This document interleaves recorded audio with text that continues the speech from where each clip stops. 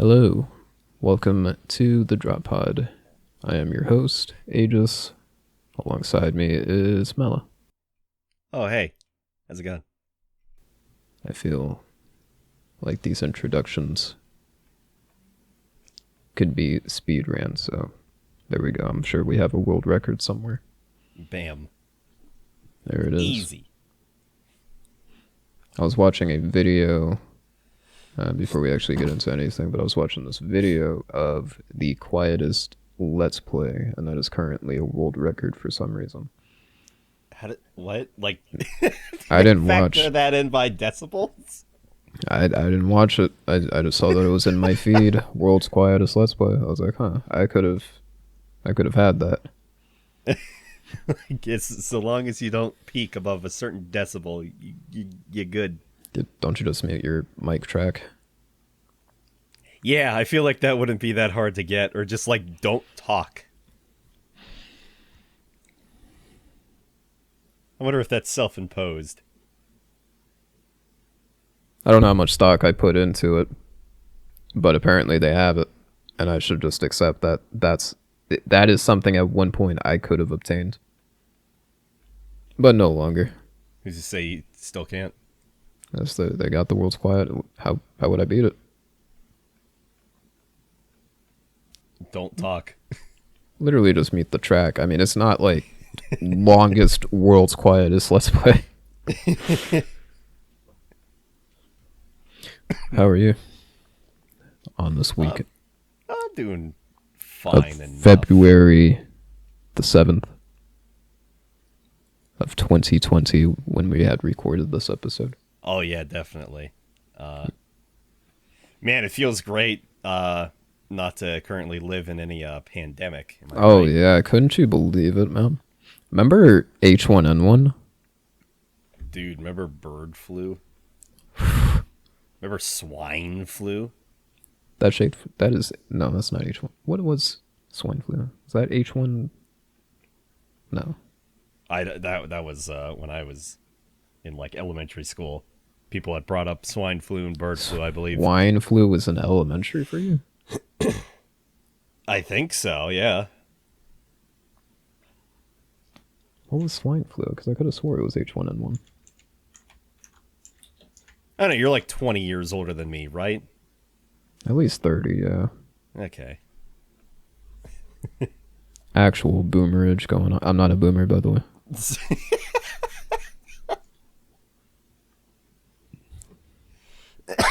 I don't know, though. You ever... Mal's dying.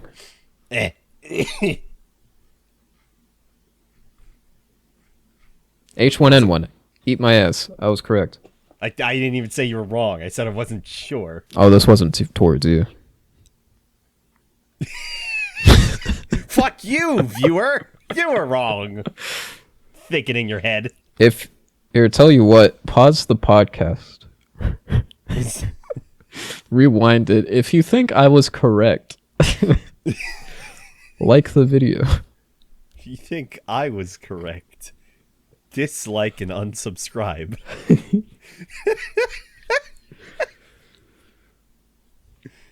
Mail all of your hate mail to the following PO. I will not open. I also don't own a PO. Just plug my email. Send all the hate mail. Send all the hate mail to me. Send all the good mail to Armand.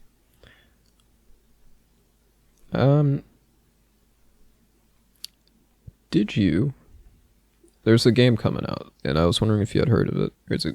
Next year we're supposed to get the release of Cyberpunk. It was critically acclaimed this year, but evidently it's supposed to get released next year. I was wondering if you had heard of that.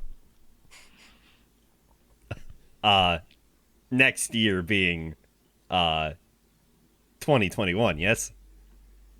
Well, I mean, we're in February right now, so yeah, you got a long skip. Yeah, I had heard about that. I wasn't entirely, like, I was like, ooh, this is a thing, and like I might end up, getting it whenever it comes out, but like as of right now, February 2020, I don't know, I don't really care. I'll see how it is when it comes out. It's not on your release radar. Oh, it could No, release this year, no. in fact. I'm just making the assumption that it's going to come out somewhere near December of 2020. Mm. And I think that's going to be a solid bet. Let's see if it pans out. You think they're gonna push back again? Maybe even like twice. Yeah, actually, yeah. I think it. Tell you what, I think it's gonna go. It's gonna go gold in like August, but we're still going to expect it sometime near December. That's what I think is gonna happen. Okay. If we're both guessing here, I'm gonna guess that like the co-founder and like joint CEO, because the game, I'm just gonna guess it's gonna have a pretty fucking terribly abysmal launch. I'm just guessing that the co-founder in the month of January in 2021, the co-founder and joint CEO will get on a little video and then he'll blame members of the board, and then he'll also blame Q&A testers for bugs, and that'll just make everybody infuriated. That's just a guess from me, but sky's the limit. Am I right? Oh, I think the game is actually going to sink under the weight of its own hubris. In fact, I think it's going to run really shit on last gen consoles. And What do you mean? They're saying it's running wonderfully. oh no, no, no, no! I think it's gonna be atrocious because the next gen is on the way, and I'm sure they're just gonna leave the last gen consoles by the wayside. I'm sure. I think the game's RTX is gonna run like shit, and we're also going to see a roadmap of when the game is actually going to be finished, even though it released fully. So, I think that's something that we're going to look forward to. Oh, that's just classic, or classic now common game development techniques. Release your game broken, finish it later. Oh, okay, all right, okay. This is going to be exciting, dear viewer. Last week I had talked kind of in length and in part, and I decided to last week being in January, by the way, of 2020. Of course, yeah. But I had talked about how I just feel like Destiny is not in a good spot, and I was going to do a video on it. But the only reason I did not do the video was because it seemed like something, there was like a shift, but it seemed like something had happened to where they had basically listed all of my concerns in just one go. And I was pleasantly surprised, but at the same time, we still have to kind of curb the enthusiasm a little bit, because you never know with Bungie. They will take 2 steps in the right direction and then go 5 steps backwards somehow. And last week I had mentioned that this is a part of the show where I just mentioned Destiny offhandedly for no reason. More on Cyberpunk in a moment, because I did want to talk about this a little bit. But I had mentioned last week how I felt like the game had an overtuned class, Stasis. I felt like the rewards weren't good. And Stasis is just, it's so overtuned. It doesn't work in PvP, but in PvE it's great. Well, one of the things I had mentioned in particular was separate sandboxes. Now, Bungie has the ability to do this, where they can tune something for one side of the game, because that one side of the game exists, and then the other side of the game can also have its separate damage values, health values, and weapon statistics. In this week's blog post, I'm just going to cut the 2020 joke short, but in this week's blog post, they had mentioned that they are going to tune, and in fact, we're going to get a nerf to Stasis inside of PvP. That way, gunfights are actually a thing again. And instead of Stasis, primarily the Shatter Dive ability from the Hunters, instead of that doing a gazillion damage, they put the minimum value to 2. So instead of you just absolutely crushing the competition because you pressed a single button. You now have to be really accurate about the placement of this ability, and there's actually a minimum damage value that you can hit. So that's a plus. They're bringing back weapons from the previous expansion, which is a plus. That means there's more in the loot pool. The previous content in the game is actually useful again, meaning the dungeons are actually playable now. That's going into next season. And as we speak, the nerf to stasis is live. So that's huge. So if you are planning on playing Destiny this week, enjoy the now, at least short-term goal, is what Bungie stated. But enjoy the short-term goal of stasis at least being tuned enough to where you can actually use your goddamn gun inside of PvP. There were a lot of good topics and talking points in that blog post that I do kind of want to cover, but I think people have already beaten that horse to death. We know things are coming back, though, so that's good. We know PvP is getting tuned. That's good. We know weapons are coming back. That's good. So it seemed like every one of my concerns and critiques over the past month were in some way at least talked about in that one blog post. So I'm happy at least that they understand what's going on. It's just I am still under the impression that Bungie does not play their own video game, and I know that for a fact. Because the next issue is just getting people to want to play Trials. You still have to come up with a way that people that have yet to even see the lighthouse can get there, while simultaneously still having it be the pinnacle endgame PvP activity. But it is not right for people to pair against others that have seen the lighthouse and have yet to lose against a team that has yet to even win or even get a 3-win on their card. It's not right. And I think you somehow have to take that into consideration, that if a team has lost more than they have even won, there should be some sort of incentive there to continue pounding it, instead of just saying, well, sorry, stop sucking ass, get good, maybe come back.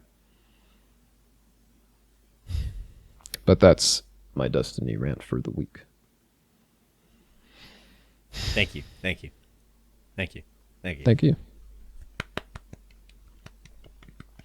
Now, did they bring attention to them deleting content in that blog? No. Yeah. What they did touch on is the fact that the older content that is still in the game, so the last expansion, which none of that content should be sunset.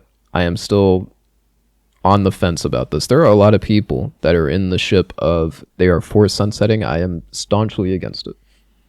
Because they're trying to solve a problem that's not there.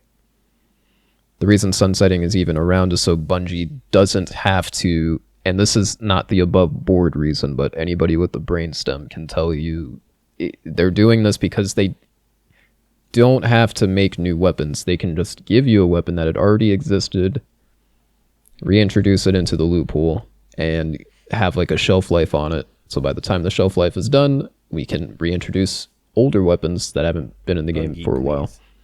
And it makes no sense.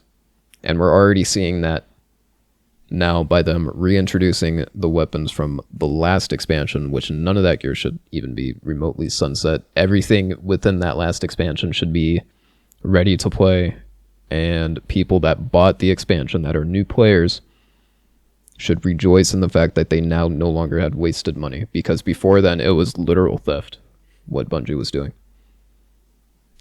And I would invite anybody to argue that with me. If a new player saw that sale, you can get both of the Destiny 2 expansions from the previous expansion that wasn't Beyond Light. So you can get Forsaken, you can get Forsaken and Shadowkeep. $20 for both of them. Good deal. That's 2 expansions that you can play. What you didn't realize if you're a new player is that none of that content will let you play through the newer stuff. Because all of that gear in the previous 2 expansions are sunset. So it's a literal waste of time for you to play through that content, and it doesn't progress you at all into the narrative we currently have. So at least that is now addressed, because there was an actual legal case that could be made that what you are doing is considered theft. But they addressed it, at least in a third party sort of way. We're getting weapons back that, again, I will say this till the end of time, that should not be sunset, but they are. And I just want people to understand where that is. I think the main argument right now is that how likely is it that you were going to use all of these weapons that are available in this game? Definitely every single one, for like just switch off of them every minute. In a game like Payday 2, one of the main things that was told to you was, and this was for like a player like me that had like played the game and like grinded through the infamy ranks. You want to use new weapons every so often. Like, don't just stick with the same thing, because then you get to this point where you're just running at the game at like a brick wall's pace. Well, it gets stale. It definitely gets stale, and you'll find yourself going at this game at 100 miles per minute, where you're using the top of the line, top of the meta tier shit, and that's all you've used.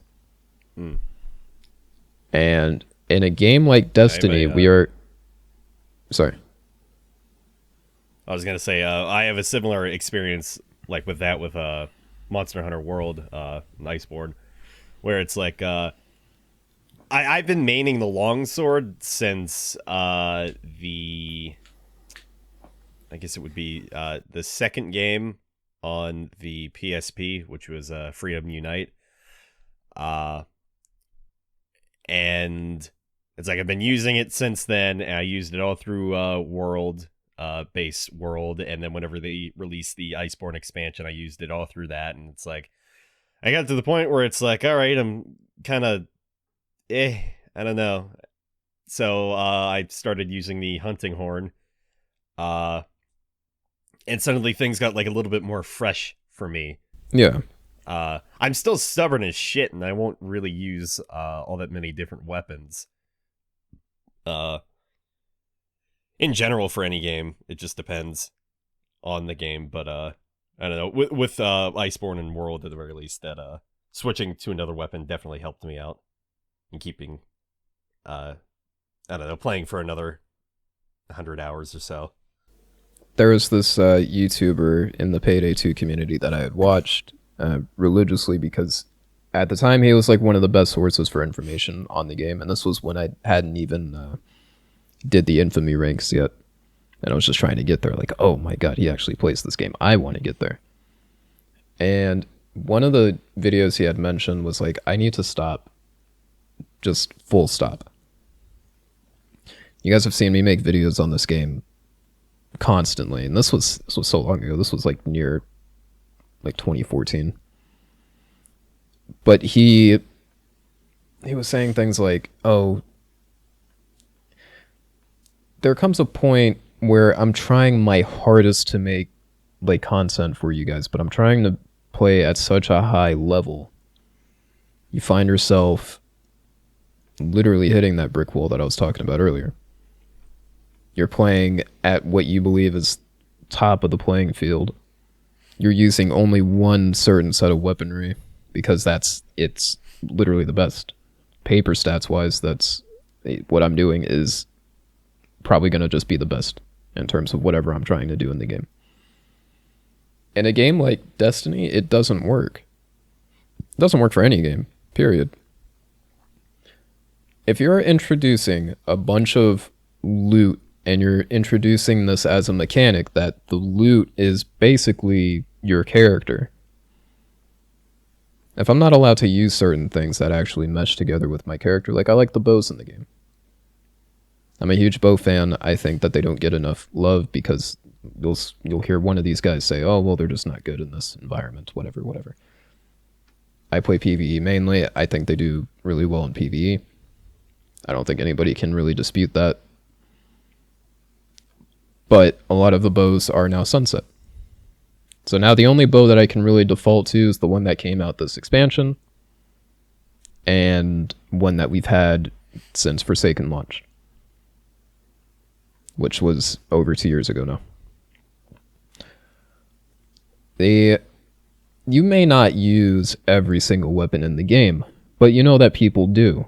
You know that they're not use every single weapon, but you know people use the weapons that you're not very fond of. I use bows. They're not in the best of spots, especially in PvP, but in PvE they're great.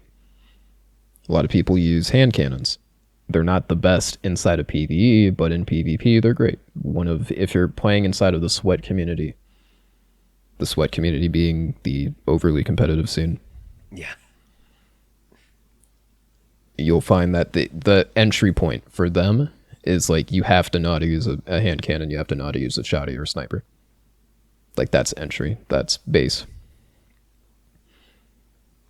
With the exclusion of a lot of these weapons, you start running into a problem. You start seeing people use only one subset of weaponry, and that gets so repetitive and boring. Imagine a game like,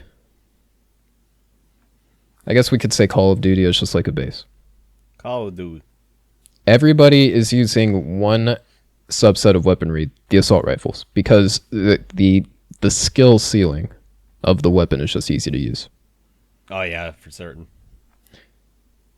They're using one assault rifle because if we're all just going to use one subset, why not just use the best assault rifle of the bunch? Yeah.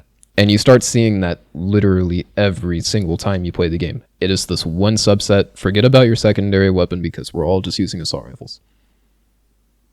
You're seeing that in Destiny as well. You're only seeing people use hand cannons because that's the only viable option you would have in something like Trials, where you're meant to be overly competitive. If you're running in a stack, you're seeing people just run hand cannons, because that's the best and viable option compared to everything else that we currently have in the loot pool, because these are what's available to us. My issue is that before Beyond Light even launched, a lot of stuff was viable. You saw people running things, even though there was skill-based matchmaking in the game, which is a problem in and of itself. But even with skill-based matchmaking, you were seeing people run something that you hadn't seen in like ages. There was somebody running a pistol that was only available in the first year of the game. Not because of sunsetting, but because they were there to play the beginning of the game when this weapon was out. You don't see that anymore because the weapon is just sunset. You're literally gimping yourself by using that weapon. And that's the only thing I really have a problem with sunsetting, is that it's just, you're going to see a lot of loadouts and a lot of kits that are just the same. You can't deviate from that pattern because you know what the best is out of that stock. Best shotty in the game, Phil Winter's Lie. Literally shooting yourself in the foot if you don't use it. And I don't, because not everybody has it, and I just feel bad for using the gun. I know it's that good. But until everybody is able to use it, or everybody has a chance of at least obtaining it, I don't want to be one of those people that uses it, because it's just stale in the meta. Because we've seen it for a couple of months now, and it's just annoying to play against. But that's all. That's my Destiny rant. Thank you. Fix the loadouts. That's my only big gripe right now. Sunsetting doesn't have to be a thing if you're just going to introduce or reintroduce weapons we have already had. If you're not going to make new weapons altogether, then just quit this weird rhetoric that, oh, well, this is just to prevent power creep. And it don't. Bungie, please. Indeed. Other than that, is there anything new you've been playing this week or something you've been returning to? Not wholly, honestly. This week was more so me sending out emails, talking to people, making connections for Business moving mode. forward. Yes, John Businessman. I know I played Monster Hunter World a couple of times, and then just last night, playing Battlefront 2, the EA one with the boys. I didn't know you got so competitive in that game. It was wild. No, I get. I don't play first person shooters often. Not obviously it can and it can't be a first person shooter. You can play third person, which I'm playing. But I guess shooters like that in general, I don't play them often, so I'm not really good at them at all. So when he's saying competitive, I die pretty fucking frequently. I play a heavy in that. It's like I enjoy my guns, my minigun especially. I don't know. I just I enjoy how that game is set up. It definitely has a decreasing player base as it moves forward day by day. Even with it now being on Steam, I just wish the multiplayer for Battlefront 2 was much more functional and used, because Battlefront 2 is the original is fucking fantastic, and it has a lot more maps to it as well compared to Battlefront 2. If The EA EA just would have not did their FIFA tactics and just throw loot boxes, I feel like the game would be doing a lot better for itself. Like, even I mean, if it did have launch problems, which it did, one major thing that could have at least helped it out was just not have the inclusion of that microtransaction. I mean, at this point, the loot boxes literally have no purpose. Like, They I don't. don't know if you noticed, but the credits that you accumulate, they do nothing. I've They noticed. literally do Like, nothing. it boggles the mind why they even have it. But when you At this point, the free version that they offered through Epic, they just gave you like a pretty hefty amount. And it's like, well, you can't do anything with them because yeah. they're literally null. So it's like you had all that time to just kind of remove that feature, which kind of scares me a little bit, because it's like, well, they could do something with this. But it's like, what? A lot of the skins are free just off the bat now. Yeah, it only took them like 2 fucking years to get the game right, and then abandon it. Cheers to Anthem on the right track, though. Because, I mean, if EA can just do a complete turnaround on something like loot boxes and just money, then I do have my hopes up for Anthem. Was supposed to be the actual Destiny killer that we never got.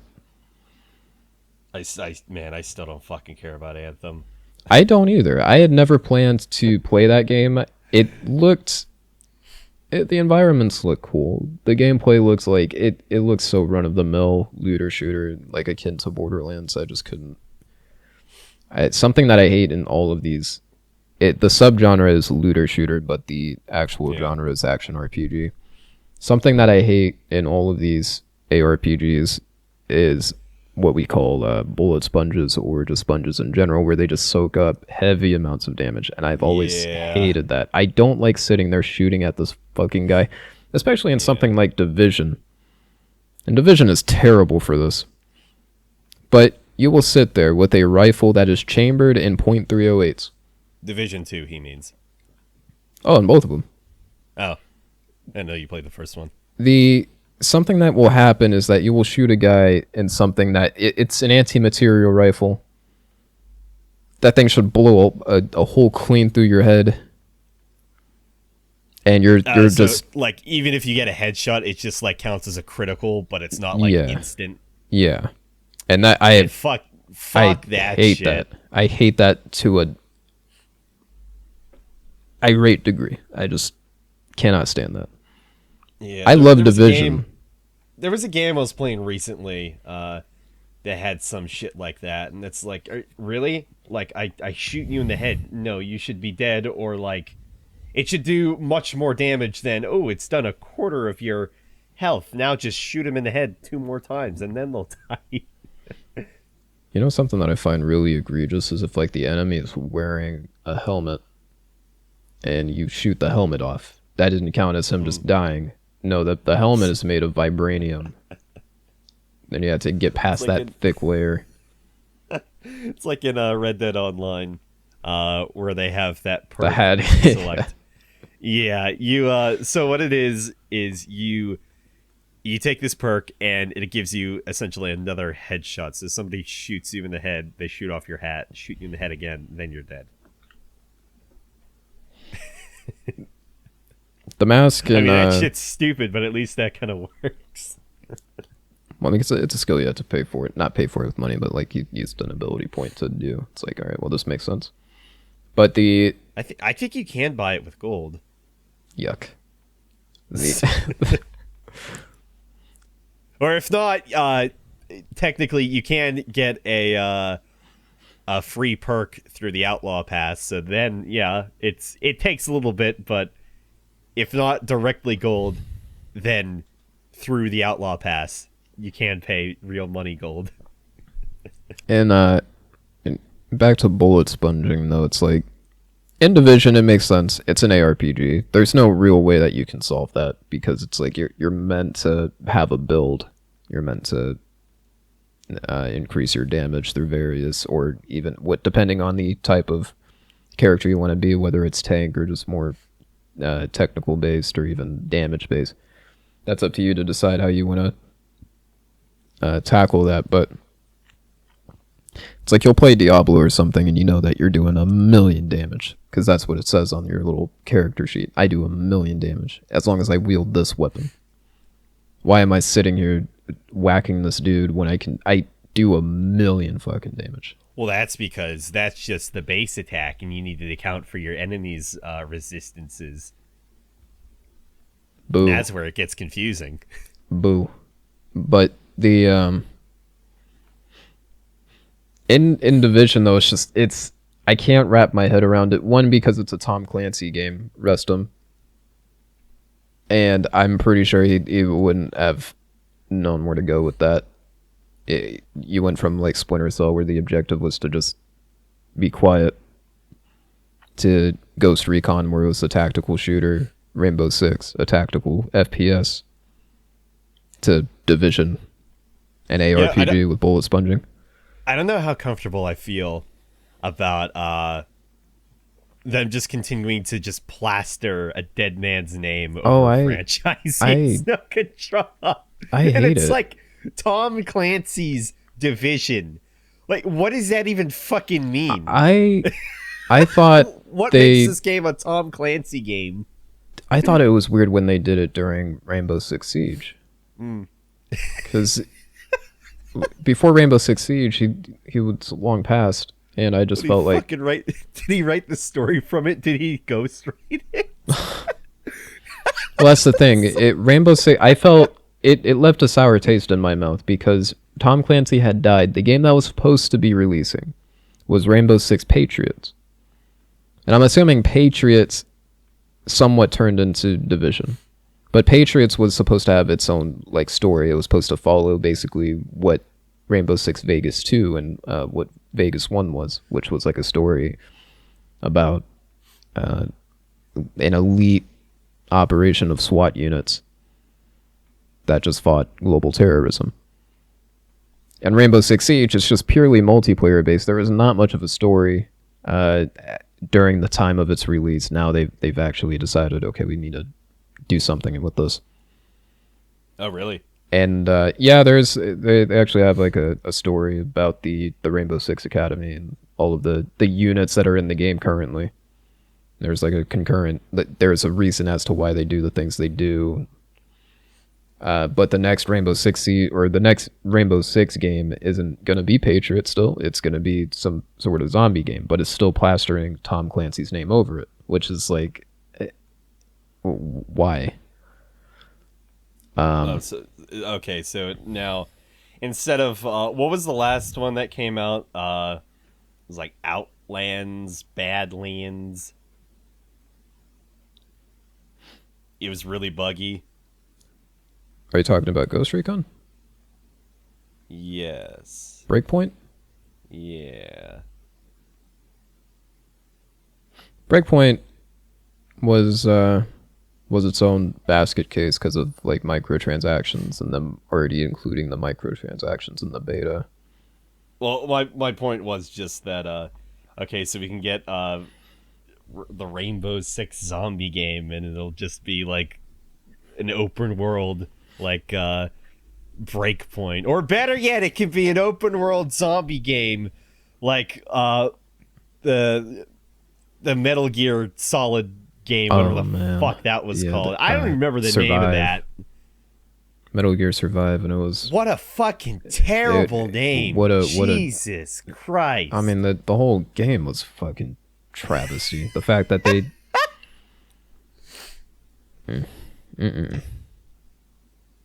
nope. You know, I think about how shitty Konami was towards Kojima, and then I just remember that he wanted to recast David Hayter from Snake for years, and he finally got that through was it Sutherland or Sunderland?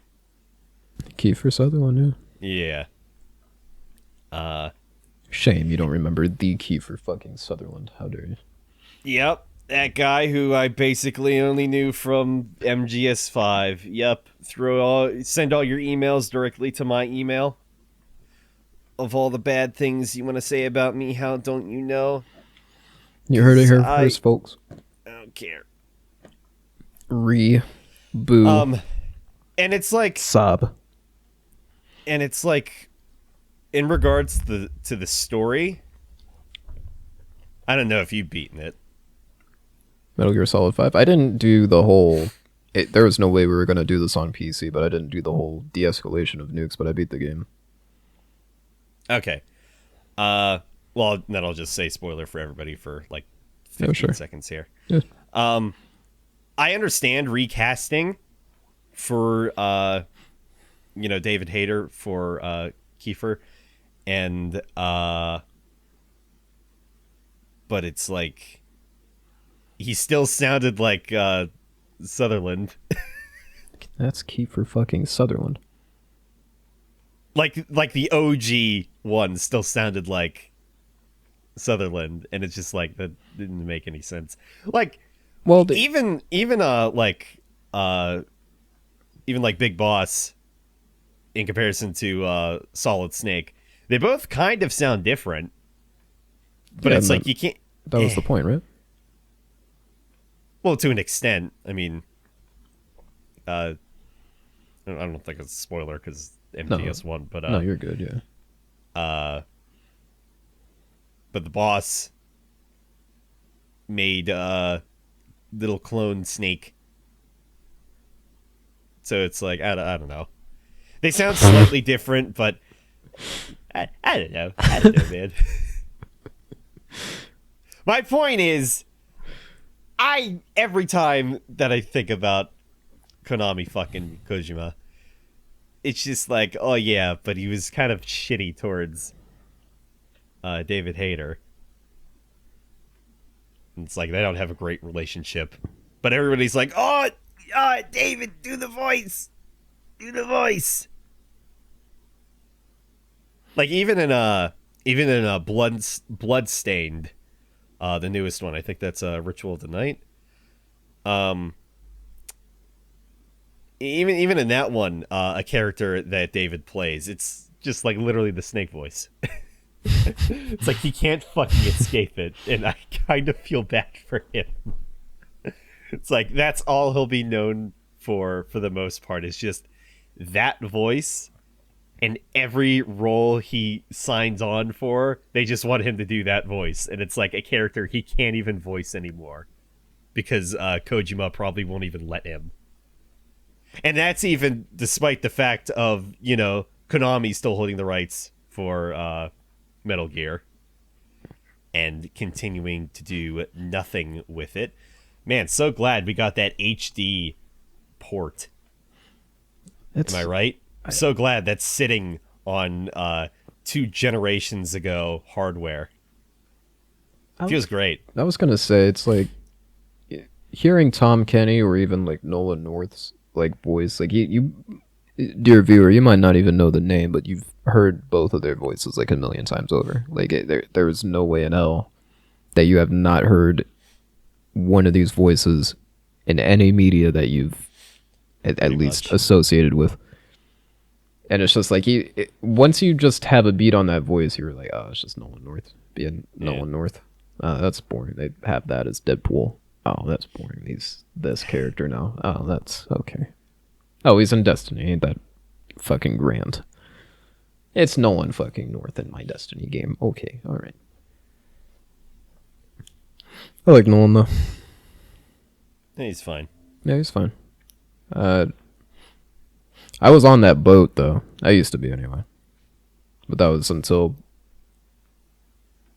that courage surged me a little bit, where I was like, oh, you know what? I should probably get into voice acting maybe. But it was just that boat of like, oh my god, this guy is in fucking everything. Oh my god. Yeah, I kind of feel perpetually like that about Troy Baker. Oh yeah, Troy Baker is he? I mean, that those are like the golden children. It's Tom Kenny, Troy Baker, and Nolan North, and they're in everything. Let me say this: when it comes to Troy Baker, is it like, okay, so what you do in Troy? Well, I'm doing the voice acting, but also here's my guitar playing. It's like, yes, we know you can play the guitar, Troy. It doesn't have to be in like every other role. I need to mention this. Nolan North is such an amazing actor. It is incredible the things that this guy can do. In the current Destiny expansion, he has there's a character that we have called the Drifter. And the Drifter, he has like a very like Western type of demeanor. It's a very you gotta you gotta get to it, quick draw. It's one of those. He was able to emulate that voice while simultaneously playing the role of the ghost that follows you around, which is a very kind of high pitch. It's still his voice, but it's a more high pitch. I did not know those are the same actor. No. So the Drifter is not the same actor. That is casted by a different dude. However, Bungie, it's only, and this is only for a certain mission. And I'll explain this. Oh, they had to recast him? No. Okay, so here's where it gets even better. So the Ghost, which is Nolan North, they could not get the Drifter for that mission, COVID and all. They could not sign the Drifter. I guess he was doing something else at the time. Don't quote me, but he is not in that mission. So what Bungie had to do was the mysterious but Bungie had to basically have Nolan North, who also did the voice for Cade 6 during Forsaken, because they could not get Firefly, Legend, Gunnery Sergeant Buck, Nathan Fillion. They could not get him back because he was working at the time for the Uncharted movie that never took off. What are you talking about? It's still in development. It's still in development, but it never, during Forsaken, there was nothing. You want to talk about movies still in development? Let's talk about that Metal Gear Solid movie. It's been teased for the past 20 years. But so Nolan North played Cade 6, and if you played during Forsaken, you couldn't even tell that Nathan Fillion wasn't even in the game unless somebody like me had just flat out told you, oh, did you know that he's not even in this? Yeah, that's Nolan fucking North. But going back to now in our current expansion, So the ghost that Nolan North plays, he is doing an impersonation of the Drifter while still doing the ghost voice and still sounding like the Drifter. And it's cool to see that range and just know that like the dude can basically do whatever you need him to do, and it's just like, Christ, that's really impressive. But I'll give you a good one. Steve Bloom. He voices obviously a lot of deep voice characters, a lot of Russians. But like Spike Spiegel, for example, and if I remember the name correctly, he also voices Guilemon in Digimon, and those are just those are just two completely different spectrums of range from and you know what they say about eating beans, it's pretty great. And then to Guilemon, where it's like, oh hi everybody, it's me, it's Guilemon.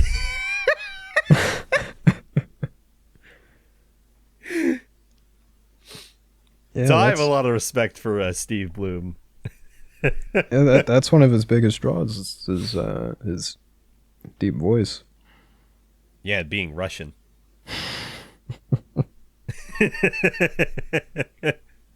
If you hear a Russian, an English voice acting Russian in a game, I'd say at least 6 to 7 times out of 10 it's probably Steve Bloom.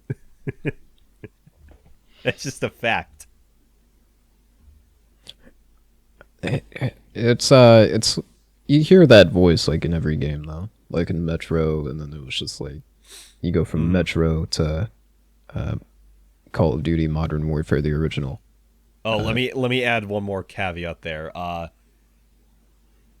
of the 6 to 7 times out of 10, at least 1 to 2 times out of 10, Yuri Lowenthal is also English voice acting Russian. That's another like huge, because like you hear both of those voices and it's like, man, like that's all they can do. And I feel like it's the same way for a lot of Spanish that happens in games where you just need that like Spanish sounding voice. I noticed this in Red Dead when you're picking up Carmela, which is one of the bounties in Red Dead Online.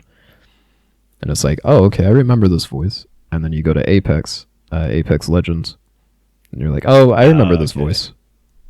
And it's just like, you keep hearing that like, that distinctive like Spanish voice, and you're just like, huh, yeah. And it's like, is that the only like really like good sounding Spanish voice?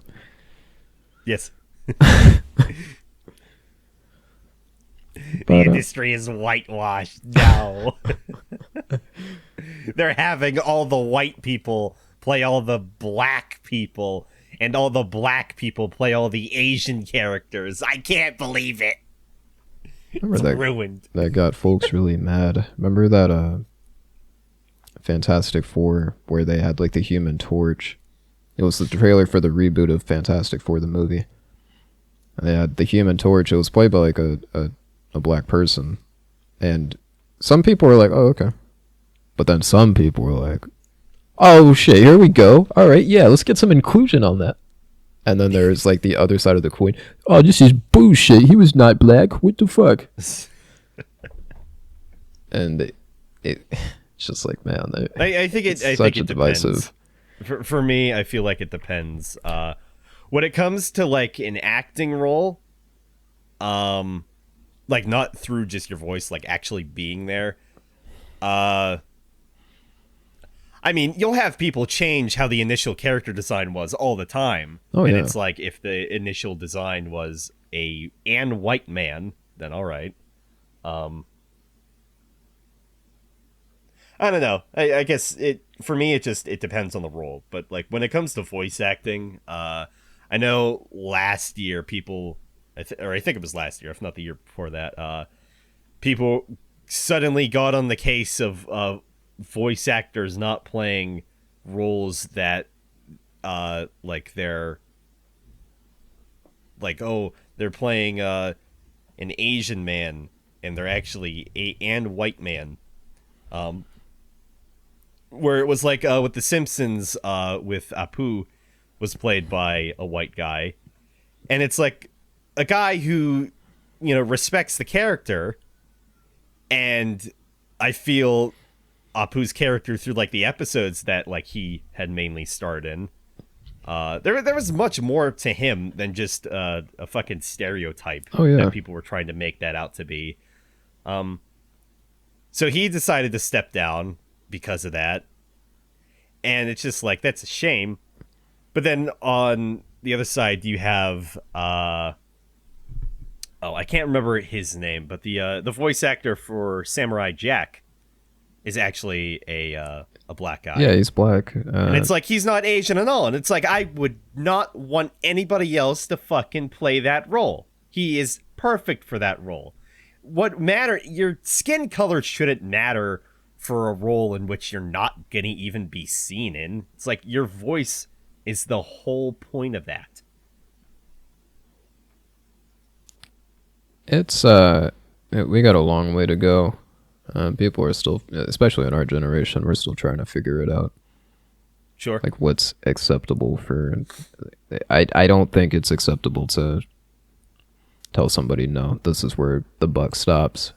You know that they've been doing this character for however long. It's different when the actor is like, yeah, I'm done. Contract's over. I don't want to do it no more. Or God forbid something happens to the actor, in which case, you have to start making plans on how you want to treat the character in the show or whatever media.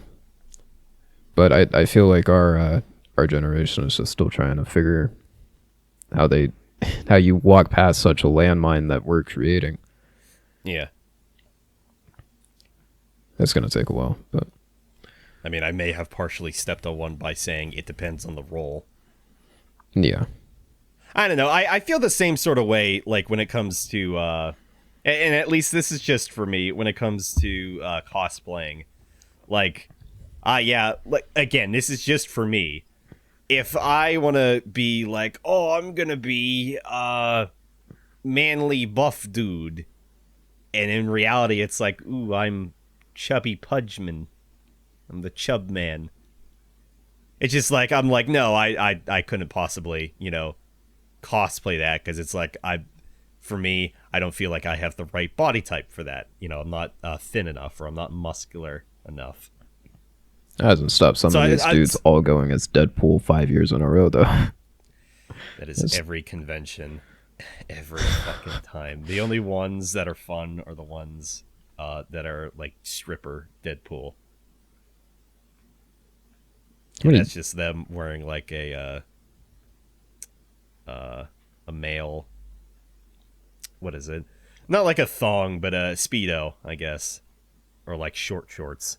Good old Speedo. Good old assless chaps as well.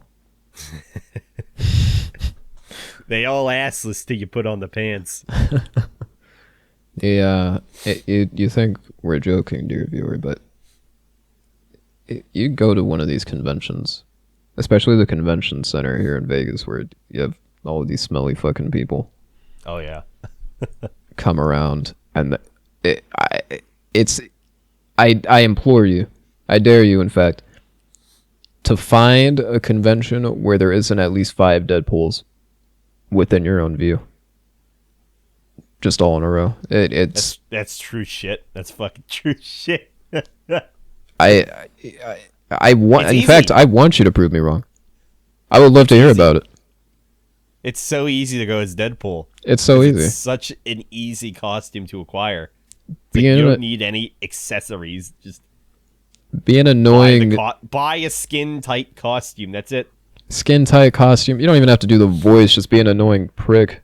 Which, I mean, most of those people have in like spades already. It's just, God, I hate seeing it every single time. I hate walking on the strip and just seeing the costume and acting like, oh, this is such a great service I'm doing here. I'm really, the people are really in love with this right here. Just stop. See, I don't feel as strong as you about it. I hate it because it's. I don't hate it, but it's like I notice it and it's it's. I cannot fucking stand it. because it's every fucking year with these people. And then when you're on the strip, you're just trying to mind your own fucking business, and it's just one of these dweebs just walking up to you, trying to act like the character. It's like, stop. Stop. Can I go to the casino that I was trying to go to now, please? No, I don't want to take a picture. Let me go. Hey guys, it's me, Nolan North. That's gonna be what I cosplay as. Just Nolan North. Yeah, when the conventions start kicking up, everybody can start seeing each other again. Don't be surprised when you see a mixed gentleman just acting like Nolan North for no legitimate reason. And it's me, Nolan North from Family Guy. Well, no, it's me, Nolan North from Destiny. Or no, it's me, Nolan North from Witcher 3. like Holy crap, Loish. It's Deadpool. Thank you. I beat it. So I mentioned Division 2 earlier. I've been getting back into that because I need something that can kind of just keep. There's a term we give this for games that do seasonal models, where you're just Called trying Wandering MMO Man. He's sad and he's homeless. He needs an MMO to call his own. It's called recharging your batteries, and you do this when you know the season is basically you did what you wanted to do, or the season hasn't gripped you enough. You got burnt out, and you're trying to get to another game that basically has the feel of the game that you play. Right now, the only game that I realistically play that has that sort of feeling is Division. I really miss it too, because these were Destiny and Division were games that I played in tandem with each other. When one game was in a rut, oh, there was the other, and vice versa. I did everything I wanted to do during this current expansion. I'm done. Division is fun now. I recommend everybody give it a chance now that the game is in a good state. Now, that's not on the Steam store, is it? Division 1 is. Division 2 is through Ubisoft Connect, as it's called now. But if you bought Division 1 through Steam, it's just going through Uplay anyway, so it's like the same thing. Well, it's now Ubisoft Connect, but what difference? The game is in a much better state than where it was, and I was livid to all hell when I saw people in the Destiny community amping up the Warlords of New York expansion, which it's our latest expansion. It came out, could have been 2019 now, I forget. Remember I pre-ordered it, but it didn't grip people. Loads of bugs, as is customary with Ubisoft games. Loads of bugs that were literally game breaking and progression breaking, and they had to sort that out. I remember they did a server wipe because there are people that couldn't get through the game, and people that were able to get through had corrupted stuff, so they had to do a server reset. Kudos to Massive, the people that are working on this game. Kudos to them, at least. I'm treading lightly here, but at least they had admitted later on that they were in the wrong. But before that, you guys were kind of doubling down, like, well, the players should da da da da da. Don't do that. Just take it with a massive grain of salt. See what I did there? Let it dissolve in the cellar. Just admit to your mistakes. The game didn't perform as it should.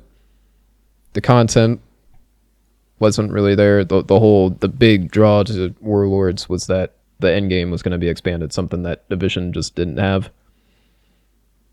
You guys got it. It's just it wasn't that good, and it was hard as balls for a solo player to actually get their feet wet. But game's a lot better now. There's a lot more to do, and that's all. I played that. I also finished GTA 5. Something I didn't think I was gonna do, but I mentioned last week that I might as well have picked it up. That's at 50% of the way there, so it's like, all right. Which ending did you get? Did you try to go for the best one, or did you just Best let things happen? best one. I mean, it was literally Mass Effect way of doing things. Hmm.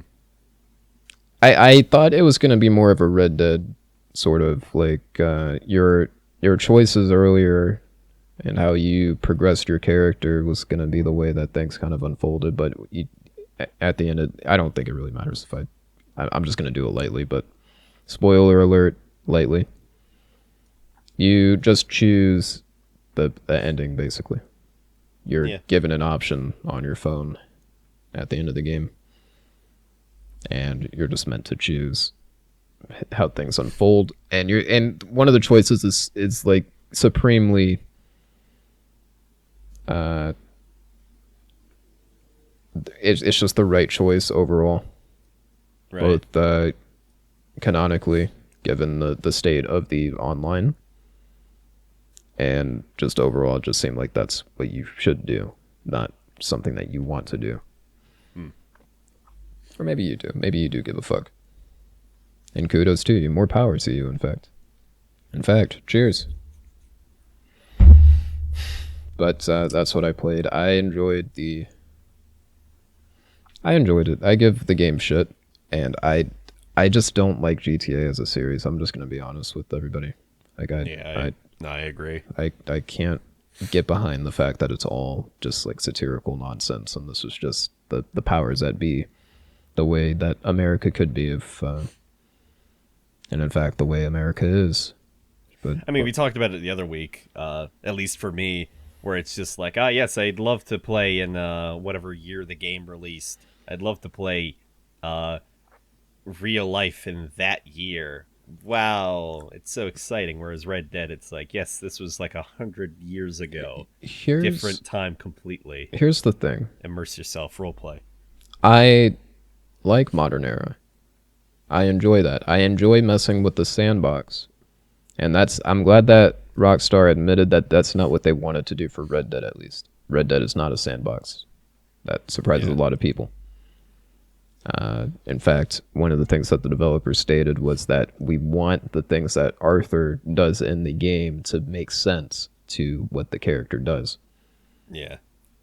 In GTA, it's not like that. Your character that should have no idea how to fly, just up and knows how to fly.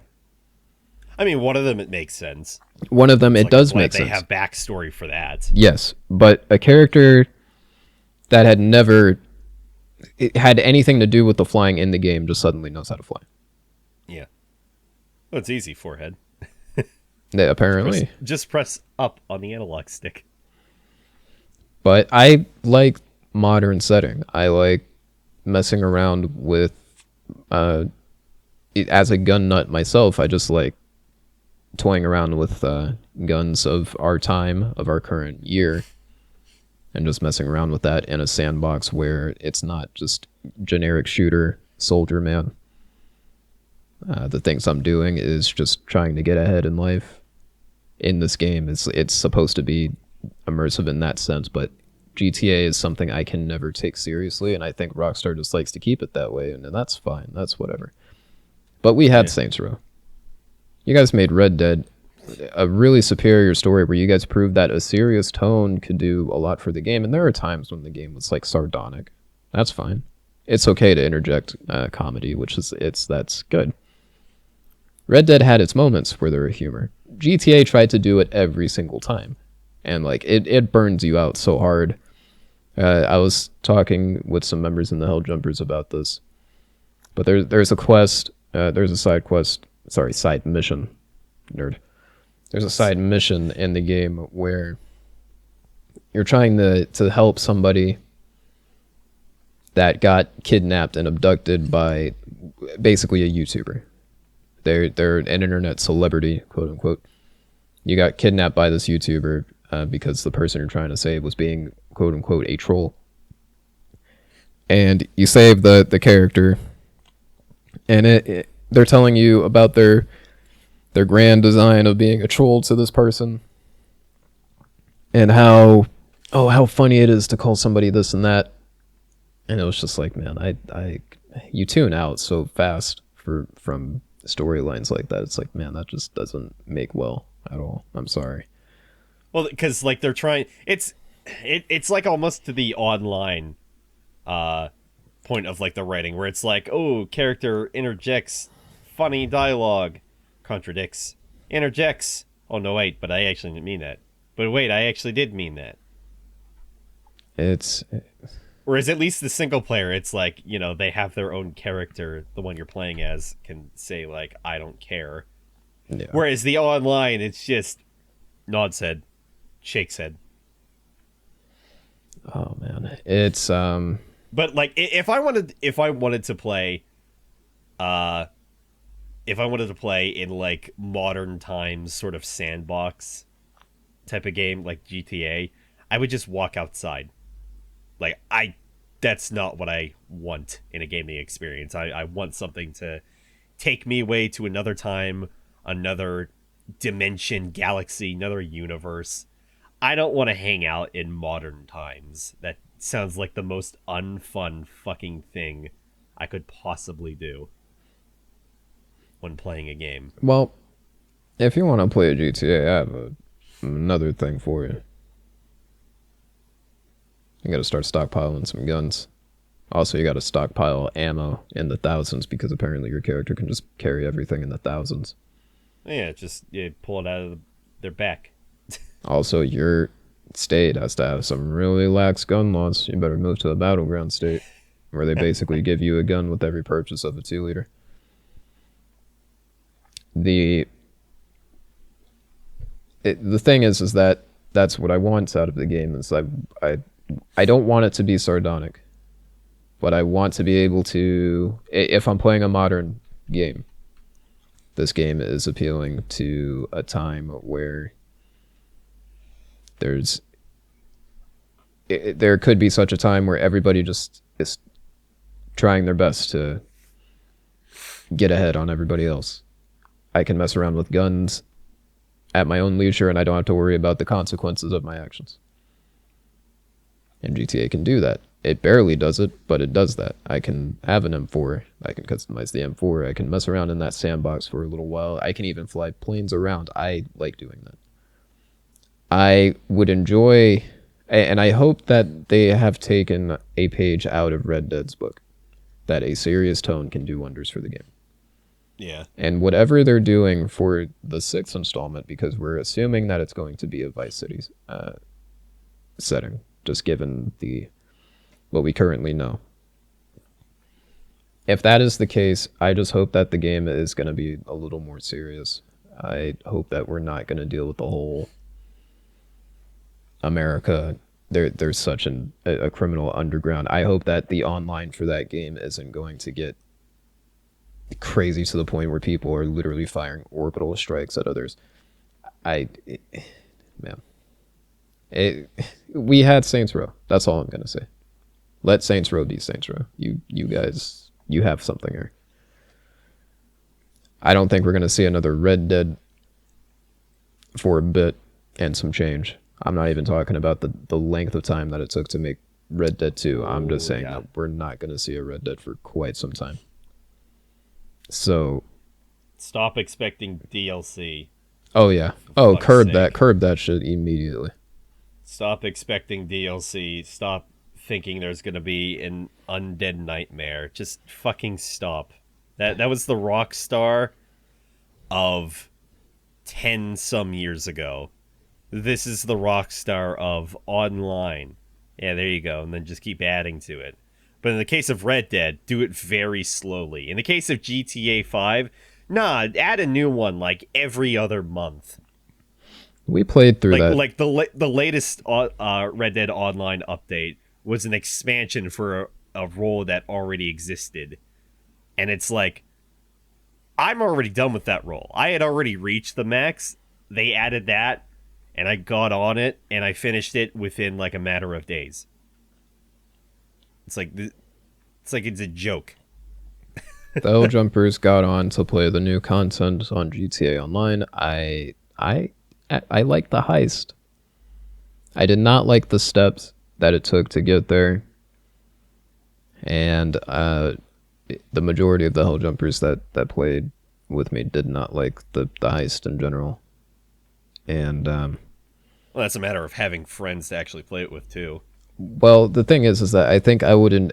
And no offense to the hell jumpers that have played it with me, but I'd enjoyed it more if I was playing solo. If I'm being honest, but it's not because of the people that are there. It's just because there are certain things that you can do solo, and I just like the ability to kind of explore that new region.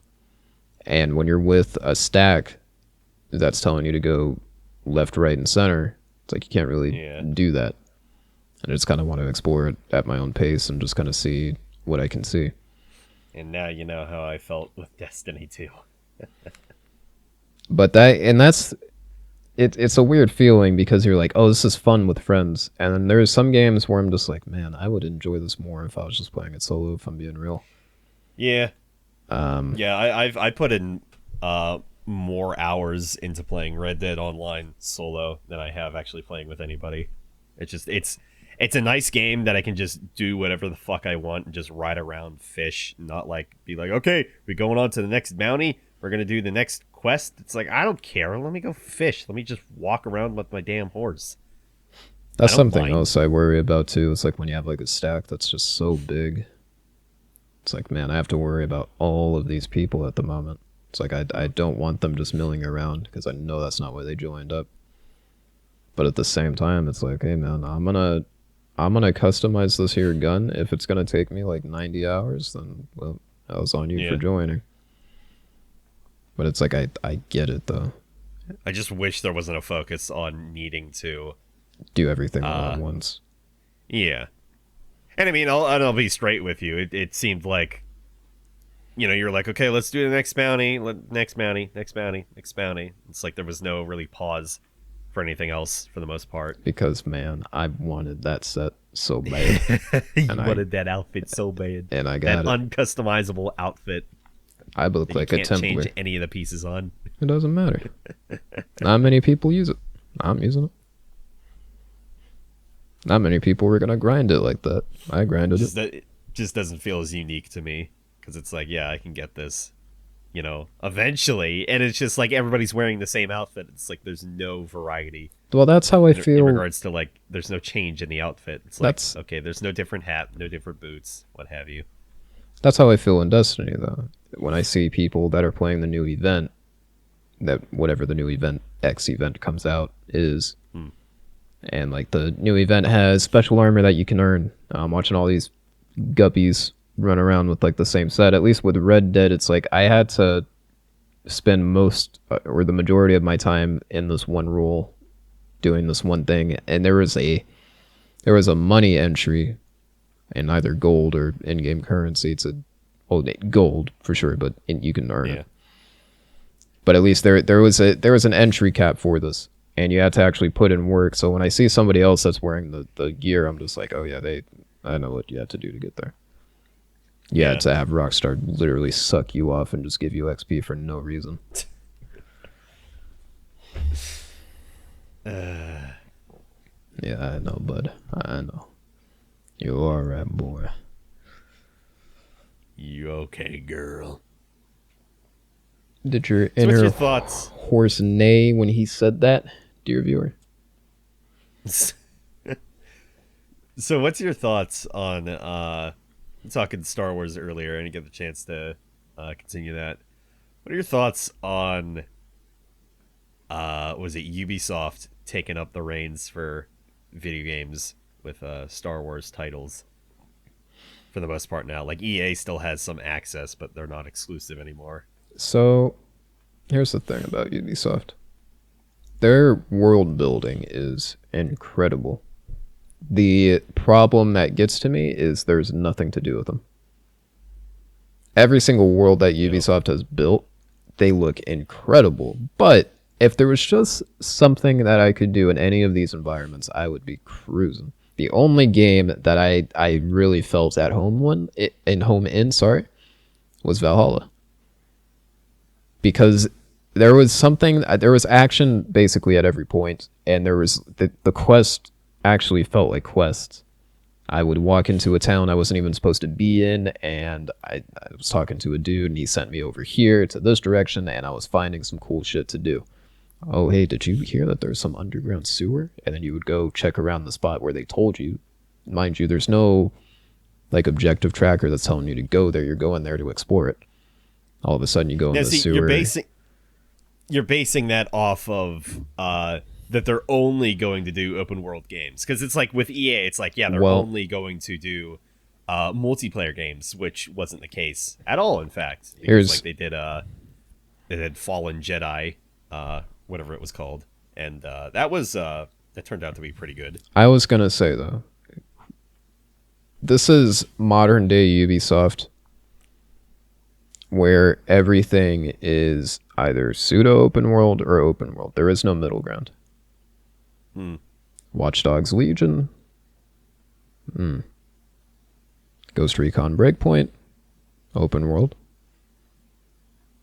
Valhalla, open world. But again, when it comes to like EA, it's like, I don't know about you, but when I think EA anymore, I think multiplayer, shitty microtransactions. And which again, Ubisoft. Not what we got at all with the latest Star Wars game that they had done.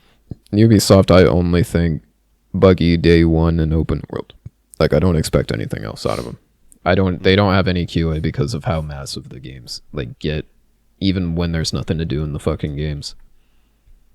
I think open world, buggy launch cycle, and then just microtransactions after a while.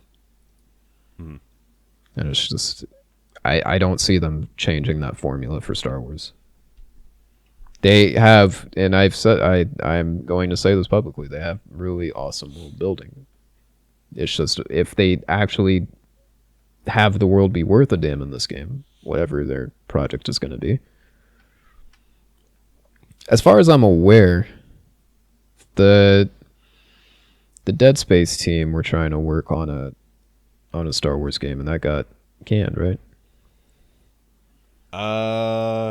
Because the Dead Space team is no longer a thing.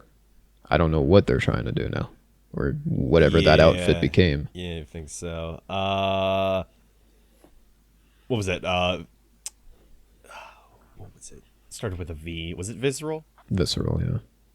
Yeah, they got liquidated into and separate sections of EA, right? Like EA Southwest. I know some of them. Not actually, but like something to akin to that. Yeah.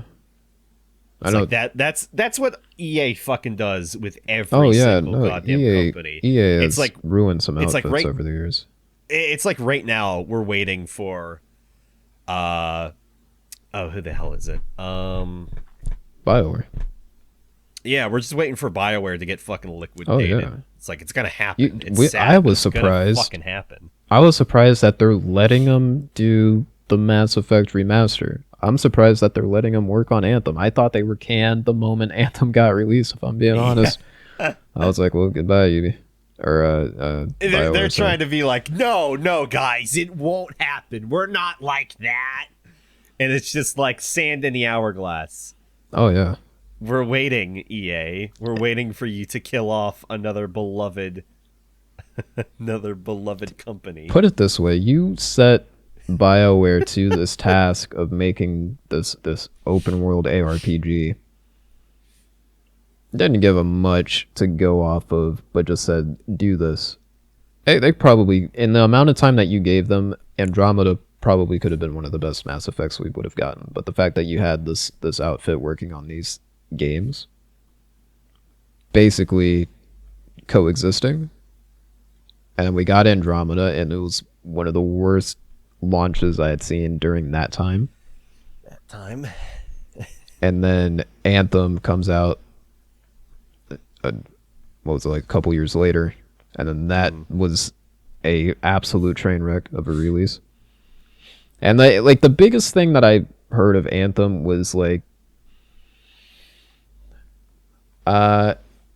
I'm still playing it. I'm not exactly bored of it, but I'm still playing it. and it's like, I just want to know who still actually plays Anthem. oh, they, Like, or how many concurrent players are there playing Anthem right now? I it's would crazy. love to know. It has to be less than 200 people. You would hope That's being so. generous. No, you would hope so too, because it's not like, oh yeah, fuck you, Anthem, but it's like there are people in that community that really want the game to do good. They're still invested in that world and in that outfit of BioWare, and it sucks. And I feel this way for any game, really, even a game that I'm like, yeah, I hope this fucking game sinks. I haven't felt that aggro in a while towards a game since my years on the 360 when I was like, oh, I hope Black Ops fucking sucks ass. And then I actually play it. And I'm like, oh, this is alright. Oh, I suck Black Ops ass. But yeah, I really feel for people that are like they're so dedicated. And I mean, it's this way in Destiny. And I bring this up a lot because I think Destiny is a really good case study of like, especially a game as a live service. I think Destiny is just one of those examples where it's like you have a community so dedicated to this particular franchise that they'll go on Reddit to tell you how shit it is. But they're spending the time to do that because they want the game to like be better, and they know that it can be. It's just Yeah. there's one thing that is barring this community from seeing like a really good game at its peak potential, and that's just the dev team saying, basically having every excuse under the sun, having more money than God, but not knowing what to do with it. It's weird. And when Anthem had came out, I knew it was gonna do bad just off the rip, because BioWare 1 had never done anything like that, and I've seen this before, where an outfit will make a game they have no business making, and it ends up not doing as well because they've never done this horse shit before. Mm-hmm. So it's like I feel for it. No Man's Sky, or as I used to call it for a bit, because I sheepishly stole it, but no guy buy. And I called it See, that. I thought you were gonna go directly to No Man's Lie. So, yeah. Thank you. But yeah, I feel for it. Games do bad. You and the people that are stuck there, even if it's in the 200s, or even people that are not playing it because they're like, oh, I can't wait to come back to this game. And you'll see it on their Reddit, or you'll see it on their board, their forums.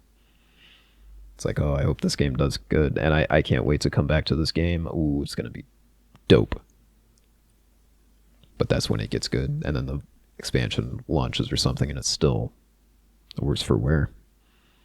I want Anthem to die so I can laugh at it even more. I've never felt, and I mean this, I've never felt that vindictive where I'm like, oh yeah, I hope you guys fucking burn on this one. You guys. I mean, I'm not doing. hoping BioWare, burns, but it's just like it was such a bad launch that like you forget that it even existed. Oh, I didn't forget. For you, yeah, you don't forget. But like the general gaming public, and I'm not talking about like, ooh, I'm a gamer. I'm talking about people who actually play games. I forget that Anthem exists a lot. Let me ask you lot. this. Let me ask you this. Did you want to play this game at one point? Anthem? Yes. For probably a hot minute, and then Okay. I decided no. Well, I mean, maybe that's I know what this game is turning into, and before it released, maybe that's your and it's like I'm not interested. Winter Soldier power. That was your sleeper activation there, where it was like, oh yeah, the moment this game launches and I know it does bad, all right, I'm just gonna be a one-man wrecking crew on this game. Fuck you, EA. I mean that, and it's EA, so it's just like that makes me less interested. Especially, it's like I don't buy many. The last game I bought from EA. No, actually, that wasn't even me. No, actually, the last game that I bought from EA was when they moved some of their Origin games over to Steam, and that would be I bought Dead Space 3 Mm-hmm. and Same. Mirror's Edge Catalyst, and I have heard that that is not great, but I'll probably try that out on stream for myself at some point. I bought the entire Dead Space franchise when they decided to port the games to Steam, which I heavily endorse the fact that they do this. Well, 1 and 2 were already on Steam. They were, but they did the achievements through Steam now because they didn't Yeah. have achievements. And I was like, yay, my achievement hunter. Yes. Yeah, I just bought 3 because it's like, I don't want to go back on Origin for it. This And is, I know I've played Dead Space 3. I know how bad it is. oh yeah. But it's like it's still okay. It's got some fun parts to it, like before you actually get on the planet. Once you're actually in that whole wreckage above the planet, that's probably the best part of the game. Every other part of the game is just not good. Above board, I have to say that this is not bad and don't do this, but going south, I just want to say that this was one of the only games where I was like, yeah, it's okay if you pirate this one, boys. That's all right. That's okay, boy. All right. But it's, you know, I remember this vividly because it was like this was the catalyst to just how EA would operate. Mm-hmm. And it paved the way for other companies to have this horrible business practice going forward with their AAA titles. But it was like, you get this cool weapon or this cool weapon design that you want to do in game, and then you go, all right, I'm gonna do this. But then EA's like, hold on there, Buster. You gotta cough it up. You want to make this weapon, you gotta cough it up. You want these parts? Pay up. You know what? At least it wasn't as shitty as what Activision had done with Crash Team Racing, Nitro Fueled. Now that's a game Where I forgot about. Well, where it's like I play that still pretty occasionally. It's been a couple weeks though. But where it's like, oh yeah, they push out the game and then they have this like not microtransaction store, but like you're able to earn currency pretty well through this store, and it's like everything kind of rotates like day after day, and it's like, this looks like microtransactions, but it's not. So that's good. And then the game got glowing reviews while that little thing just festered, and then eventually it turned into cancer. Not the developer's fault, totally Activision's fault. Where it's like, okay, now that we got our good game reviews, time to unleash microtransactions. Ah! I was gonna ask, did you? Okay, so you maybe did not hear about this, but it was like the time was circa 2012, and you're just a lowly school kid. You're minding your own business. It's a cool Saturday evening. You got your pajamas on and you're playing some video because you don't know no better. Mm-hmm. I believe could have been Black Ops 2 that was going to release. I forget. What I do remember from that era was a little game called Bad Company 2. And we were talking about Call of Duty, the next one that was going to be released, and something that they were going to do for the game was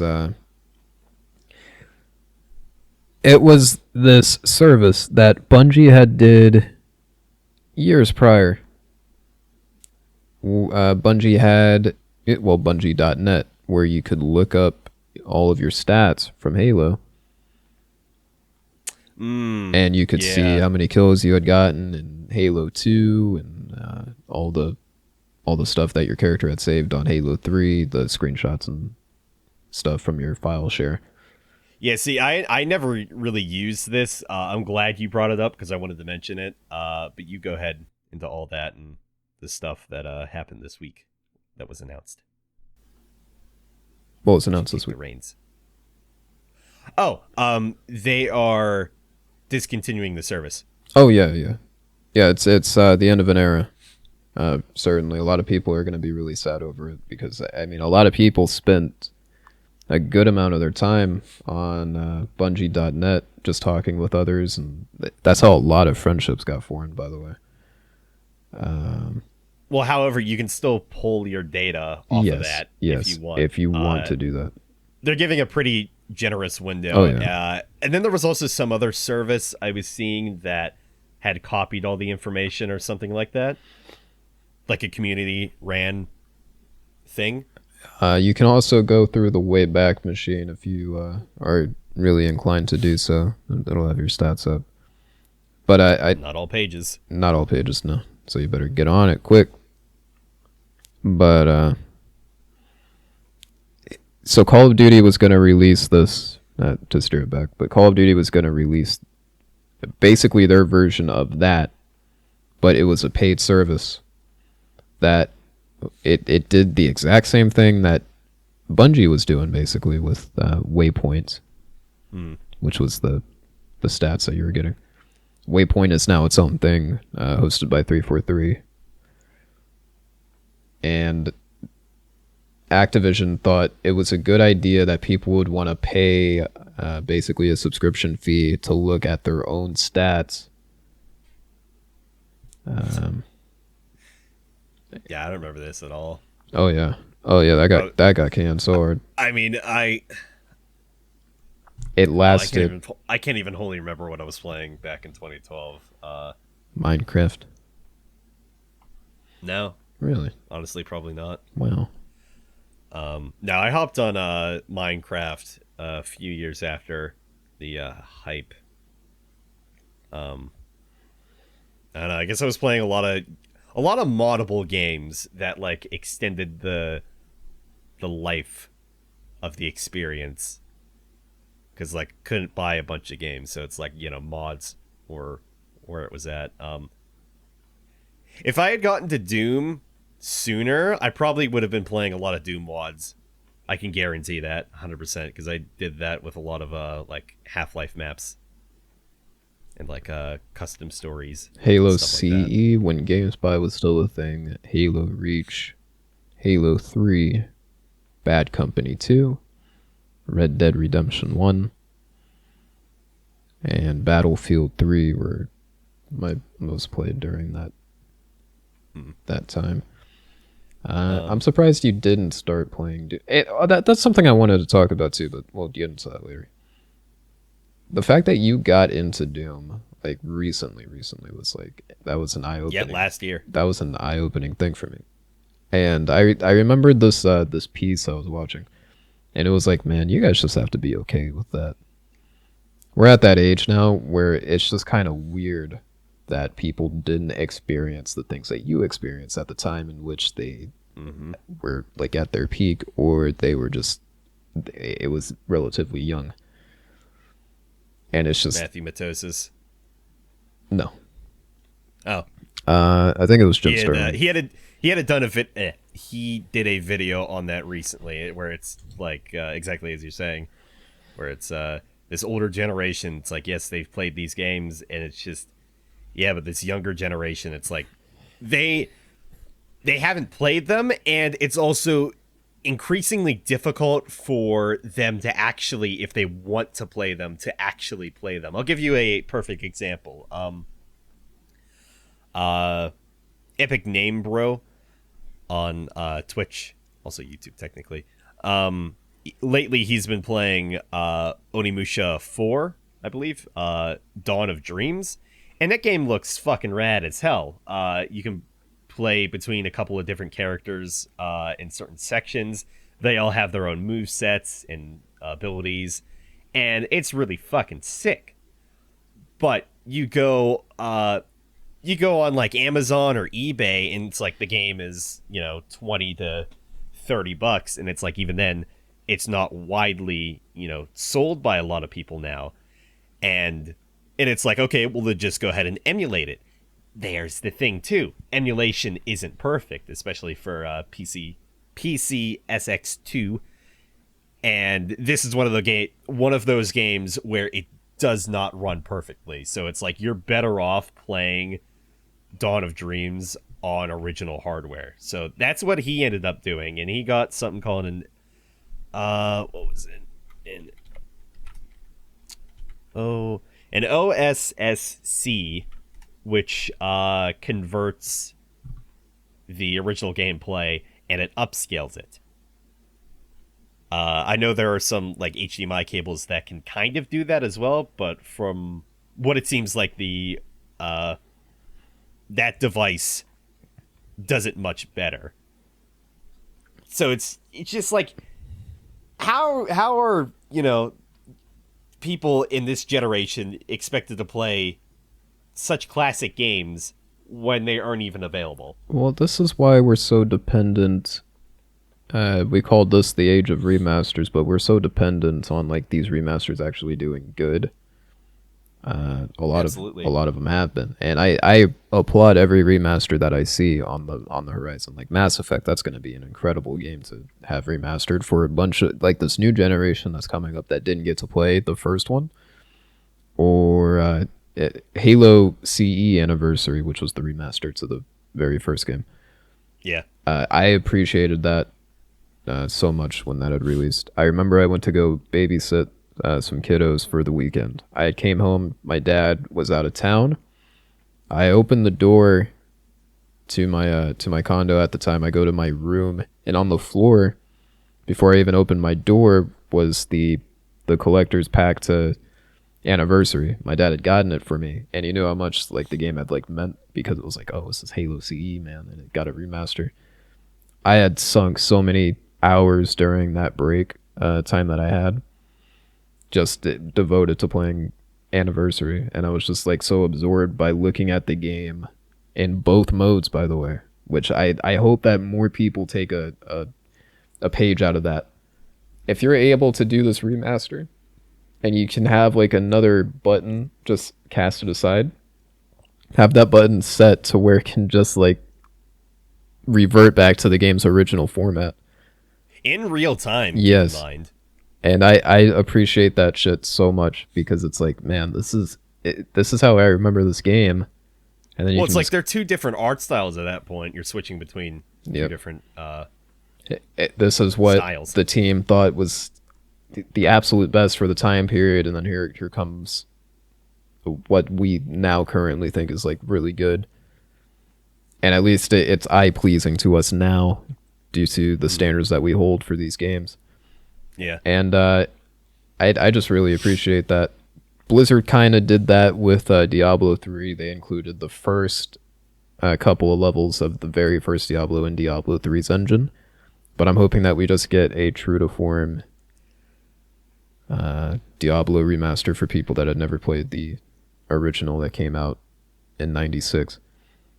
Shoutouts to NVIDIA for integer scaling, by the way, because they made a lot of pixelated games just look really good and smooth. A lot of these pixelated games that had came out in the 90s use integer scaling. You can basically play a game that's only in like 480 and upscale that to 1080 if you wanted to. But yeah, it to rear this back though, it's just crazy how in your case Doom, because I play Doom like on and off, and it's one of those games that I come back to almost every year. But to hear somebody go, oh, well, I just played Doom last year, and I'm like, huh. Or somebody will say, oh, I just started playing Witcher 3 last year, and I'm like, huh. And for some reason that just ticks in me. It's like, wow, they didn't experience that when I did. And I don't know why that. A lot of people do that too, though. Like you'll hear your parents, and I'm sure a lot of people have been in the situation where your parent will go, "Who sang this?" while you're in the car. Yeah. And it's like, Dad, I don't know. And it's like, oh, it's Jesse and the Harlot Girls, and it's like, Dad, that's not even, or those aren't even real words. Jesse and the Harlot Girls. Sure, I don't know. That sounds like an '80s hair rock band. Oh man. But what I appreciate about Doom is that it's been available to play as a meme, on everything for 2 decades basically. Uh, Getting on that 3 actually soon ish. Soonish. In a couple of years. Mm-hmm. But people are like, yeah, it's Doom. You can play it on anything. Doom runs on anything. It runs on a calculator. The fact that it can just means that Doom will never fucking die. Doom will always be available to play on something because there's Doom is eternal. Because Doom is the grandfather of first person shooters. I don't know. That's all I got. Well done. Thank you. What's a game? No, good. Well, I will say before you continue with that question, I will say I have not played Doom 2 yet. I've played a couple. I've played maybe the first 2 or 3 levels, but otherwise I don't really know much about Doom 2. Doom 2. That it takes place in a city, and the final boss is the Icon of Sin. Doom 2 is to Doom 1 what Halo 2 is to Halo CE. It's like more people just appreciate Doom 2 and Halo 2 more than the predecessor. Mm-hmm. But I will always hold Halo CE and Doom 1 in such high regards, not because they're the first, but because they're the first that I interacted with. Yeah. And I feel like I was thinking of streaming Doom 2 as well as what is it? Doom 64 at some point. Oh yeah, as well. Oh, I love Doom 64.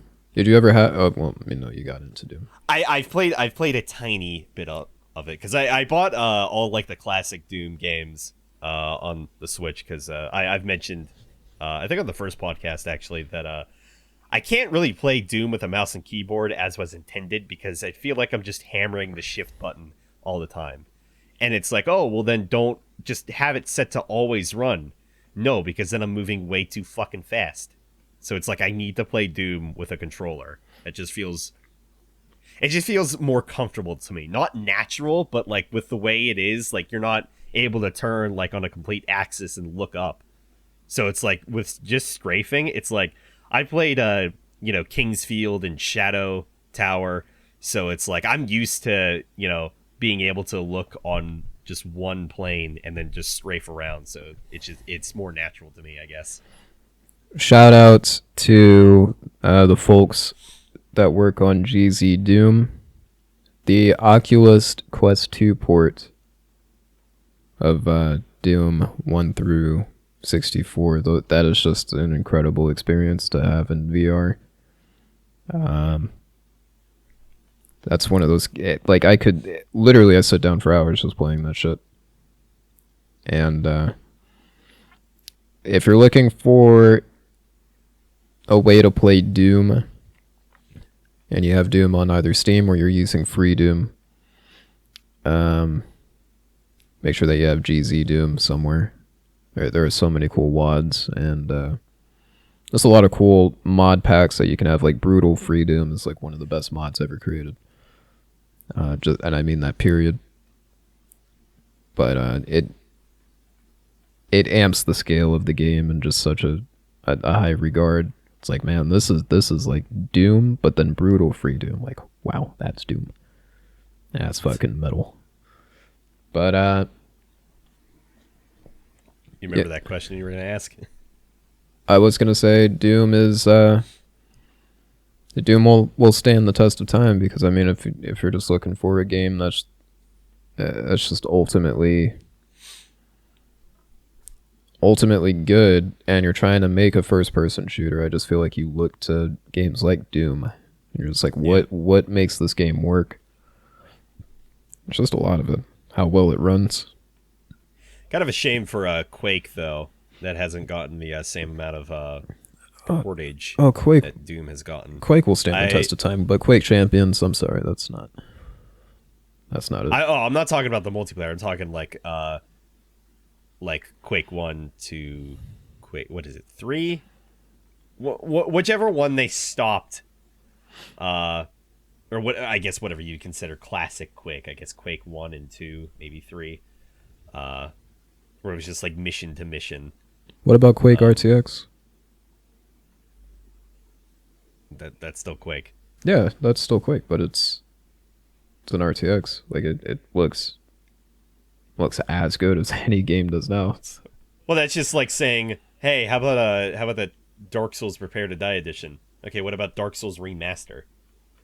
It's like it's the same game. It's like there are some tweaks to it, but it's the same game. Oh, I assure you, Quake versus Quake RTX, they are not one and the same, friend. I'm glad you brought that up. What are your thoughts on RTX? Having had a 1660 Ti when I first built my system to having a now 2070 Super, I still feel like RTX is definitely a gimmick. It is very taxing on your system. The only thing that I can really give RTX its due is DLSS.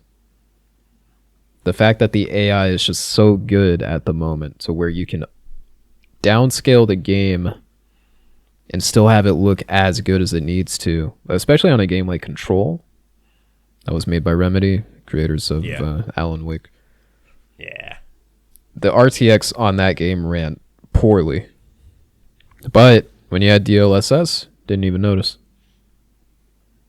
The game ran exactly the way you needed it to as long as you had DLSS on, but it doesn't work that way. Even in Cyberpunk, you have your issues. Like, you need DLSS, and you should just have DLSS on, period, even if you're not running RCX, which you should if you have an RCX card. But it makes these games like a hell of a lot smoother to play. In Cyberpunk, you're just easily reaching 120 FPS because you turned on a simple setting. Mm. But RTX itself, I still feel like we're years away from where it needs to be. I mean, what I know RTX for is mainly just like the lighting. It's like it's more realistic lighting, and it's like, all right, yeah, with like Quake and Quake RTX, yeah, I can see the differences. Like it's night and day, but it's like with something like Cyberpunk, it's like, yeah, there's a difference, but Oh, it's very subtle, eh. and I have a very unrealistic expectation that and like I said, like I feel like we're years away, and that's a very unrealistic expectation. I mean, it could be better overnight if we just had some optimization to it, but it's so Mhm. taxing to run on even our current gen of graphics cards, and like it doesn't have to be that way. Yeah. But I think it's cool, and I think it's cool when you're able to add RTX to games like Quake. Um, they stopped that Doom port that was fan made. I was doing RTX, and I hope that if that's the case, I hopefully Bethesda has something down the pipeline. Maybe that's why, but I want it. I want to see it. Yeah, they have unreleased space game down the pipeline.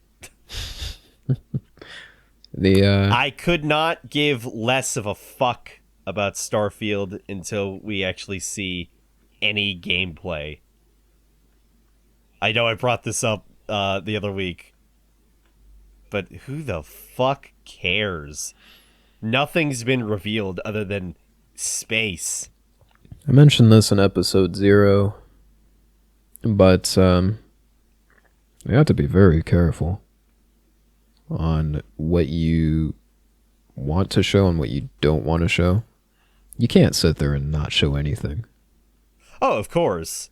And I felt like that's very dangerous for Halo Infinite. And by the time people had saw Halo Infinite's gameplay, after that full year and some change of it just being dark, and then we all saw that gameplay footage, and that's where that brute meme came from.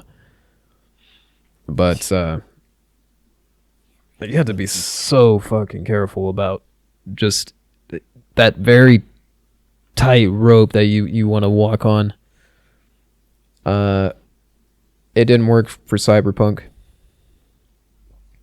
It didn't work for Watch Dogs. I mean the very first one. Everybody was Yeah. expecting exactly what we saw in E3, and that's when we started having a very unrealistic expectation of Ubisoft. And that's also when we started to say maybe E3 isn't what we really need as far as game conferences. Not even fully that. Just a matter of, okay, maybe we should take a look at these trailers a little bit more carefully, because then I think this was after Watch Dogs. Then suddenly there was Aliens, Colonial Marines. It's like that game isn't as bad as people were saying, truly, but it's like it wasn't a fantastic game. Like it's an okay to good game, but it's like that's when people especially started realizing, like, is this a like fake trailer? Is this fake gameplay? And it's just impressive that for some of the companies that continued to do that for at least a year or two after, because it's like I feel like you don't see too many companies nowadays that are just like they make up fake gameplay trailers. Oh yeah. Like it's been on my mind a lot lately. BioShock Infinite, the gameplay trailer or gameplay demonstration video they had, where it's like there was some guy in a podium and he had like a bunch of crows or something, or either the player summoned crows. I forget exactly what, but it's like it's in this like green lush park, and it's just like there's a lot to it. It's like you fucking rammed a guy off of the edge of a platform, and he just went just flying and falling down, and it's like, I don't even think you could do that in the fucking game unless it's just like simple melee attack, and then they kind of ragdoll.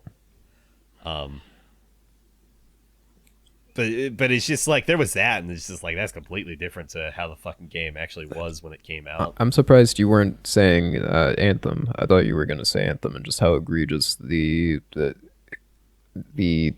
pseudo multiplayer communication of that game was during that presentation. I didn't pay attention to Anthem. Well, no, gamer speak talk in a trailer will never not be fucking hilarious to me. You just have to stop because doing nobody talks like that. Like if you want a realistic portrayal of gamer talk, then it's stupid quips, sudden memes, yup, uh-huh, bruh, or just like dumb comments to like, oh hey, we gotta go here next.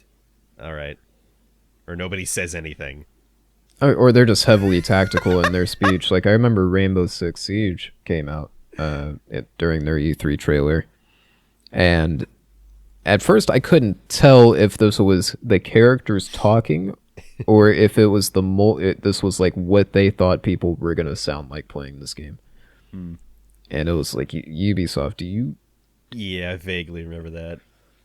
And they were so tactical about it. All right, there's two guys. They're guarding the hostage. Nobody plays Rainbow Six Siege like this anymore. they're all just shooting holes into the wall and just watching one little angle to shoot you at. There's nobody just sitting on a hostage anymore. But or how about like a Division 1? I remember so clearly the end of that trailer when another player comes in, and then there's a guy on a drone that comes in. Like, hey guys, how's it going? Oh yeah, the fucking guy playing the demo didn't talk at all. Like, shut the fuck up. Oh man. Yeah, no, just don't talk at all because you're single player hero man. You're not supposed to talk. You have no voice or character. All right, come on guys, let's go. Yeah, we're gonna do it. Hey, watch out on your left there. Yeah, I got it. It's like, no! Nobody talks like that. Watch out on your left there. Yeah, I got him. It'd be more like, up your left. Yep. You got a target on the left there, boy. Too many words. Yeah, I see him. Give me that. Give me that in my gameplay multiplayer trailer. Just have them do shitty voices. They got I'll take targets that. going in behind us, girl. Yeah, I'm already on them. Oh, shit. The question I wanted to pose to you earlier. We are running Konami. Let's not get into the details of what happened to the previous investors and owners. We now own the company. You and I are in a boardroom. There's nobody else, mind you. And I go, fuck, how do we get this game to where we need it to be? This game that we're talking about is Silent Hills. We're now in charge of this. What do we do? I can tell you exactly how. Sell all the IPs. Dismantle the company. Nobody's gonna fucking buy Silent Hills from Konami, or at least they're not gonna fucking trust it. And even still, it's like, listen, hashtag fuck Konami. listen, They are ruined forever. listen.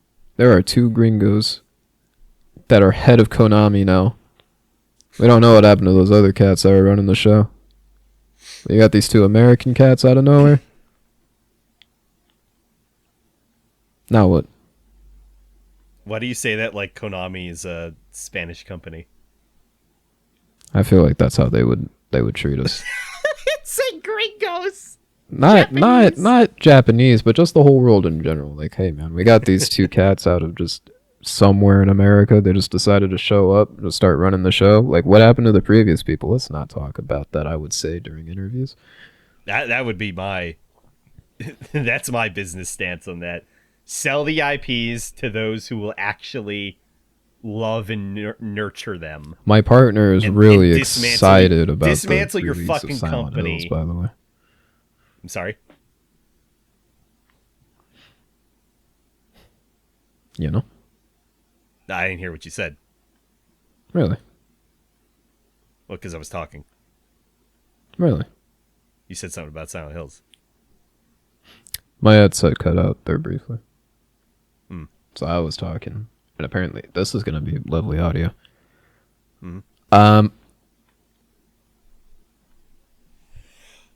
Oh, right. I was saying my partner is going to be really excited for this game. That's what I would say in interviews, but you're telling me just in the back, hey, we should just sell this for everything it's worth. Listen, we just take the insurance money. They'll never know, but I said this on a podcast years ago.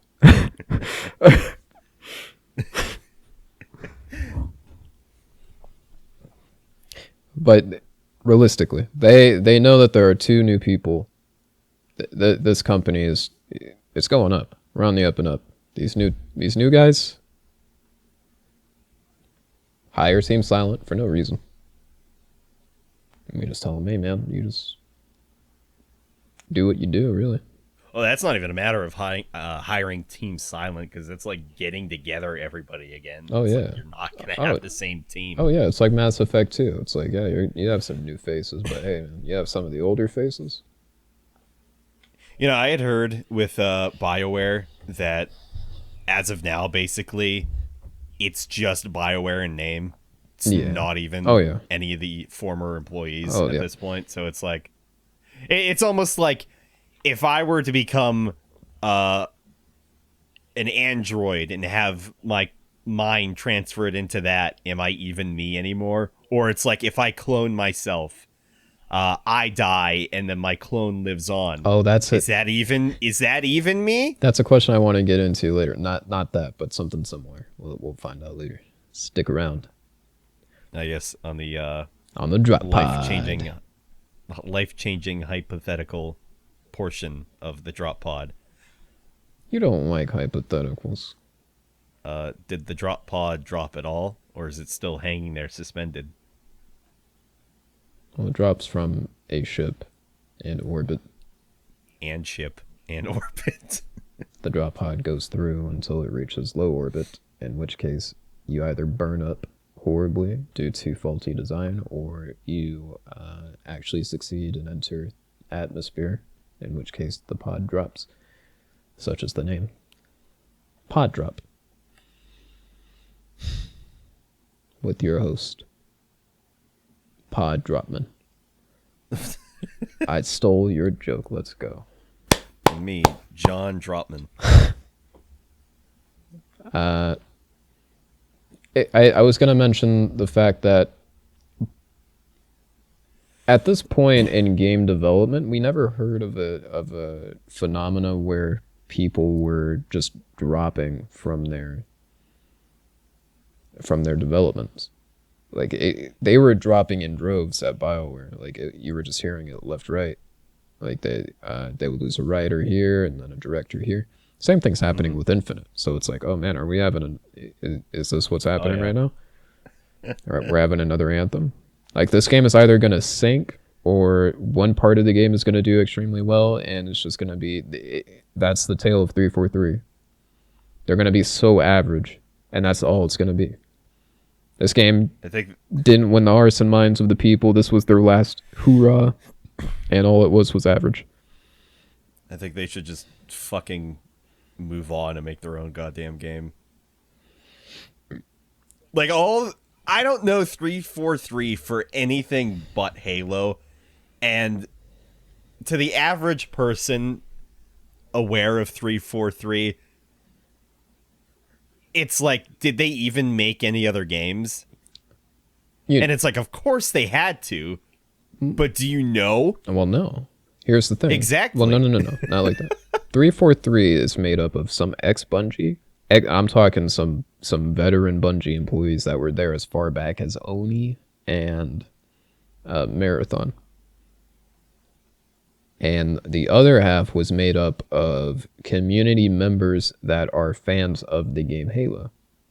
And this is what happens, by the way. This is a live thing that you're seeing here. What you're seeing is what would happen if we just let Reddit develop the game.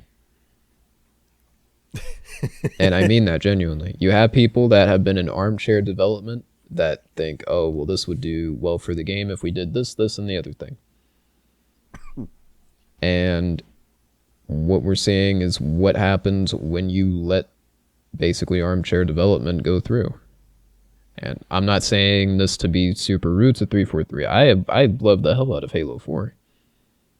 Halo 5, we all know, was a barn burner.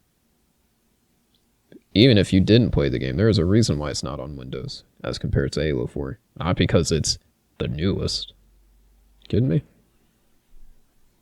Controls don't work for PC. We had Halo 5 Forge on PC for a full year. Microsoft was testing the waters. They knew that this fucking game wouldn't work.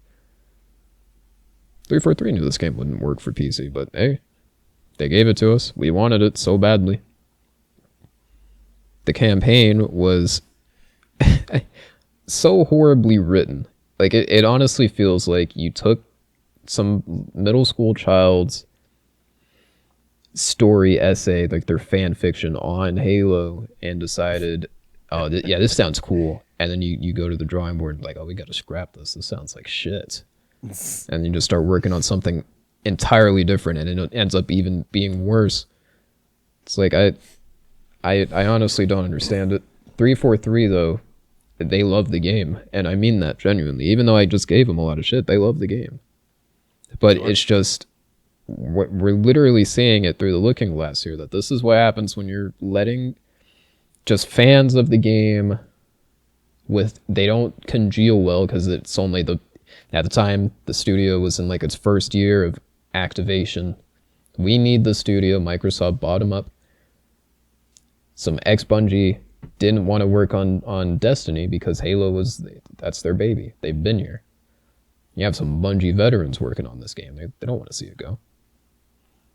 You have some ex-Bungie working on it that know the ropes of Halo, what can make a good Halo, and then you have some kids that don't know each other at all that are working on this game together, that don't congeal.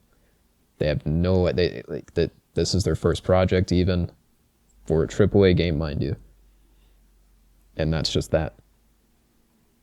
And what we got is, well, this is their last chance to like prove that they can do something. Otherwise, they're just going to go down as, this was a studio, this was an outfit that they wanted to do some stuff, but in the end, they just ended up turning out to be average. I mean, Halo will go on for as long as it possibly can be milked. Well, That's just a matter of fact. here's the thing, though. 343 had a contract to do 3 games. You think they're going to get another contract to do 3 games after this? I don't. If Infinite doesn't do well, that's just it. We're not going to see anything else. So this has to be their last hurrah, and we're assuming Master Chief dies in some way because you can't win all the fucking time. But we're going to be sad if he doesn't die or something doesn't completely alter his character in some way. Because right now, and they even say it in the books, like, how can you fight something that cannot be beaten? And that's always been Master Chief's problem, because he's always been a player character, and the player character has to fucking win the game. I was at fight gravity, John. They're just gonna find another monster. They have to justify their wages.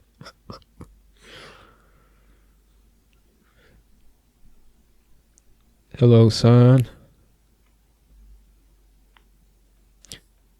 Hi, Dutch. Oh, well, if you're not gonna try, then just forget it. No, you guys. Hi, Dutch. How's it going, Dutch? I mean, I guess that was it from Silent Hill. I guess you didn't want to develop it. You just want to see the thing go up in flame. That would, if I was in Konami's chair. We literally got rid of the other guys. Konami. We literally got rid of the guys. This is a blank slate. Because it's still called Konami. And literally, okay, fuck it. We'll call it something else. What do you want to call them? This is our. We're running the shit now. What do you want to call?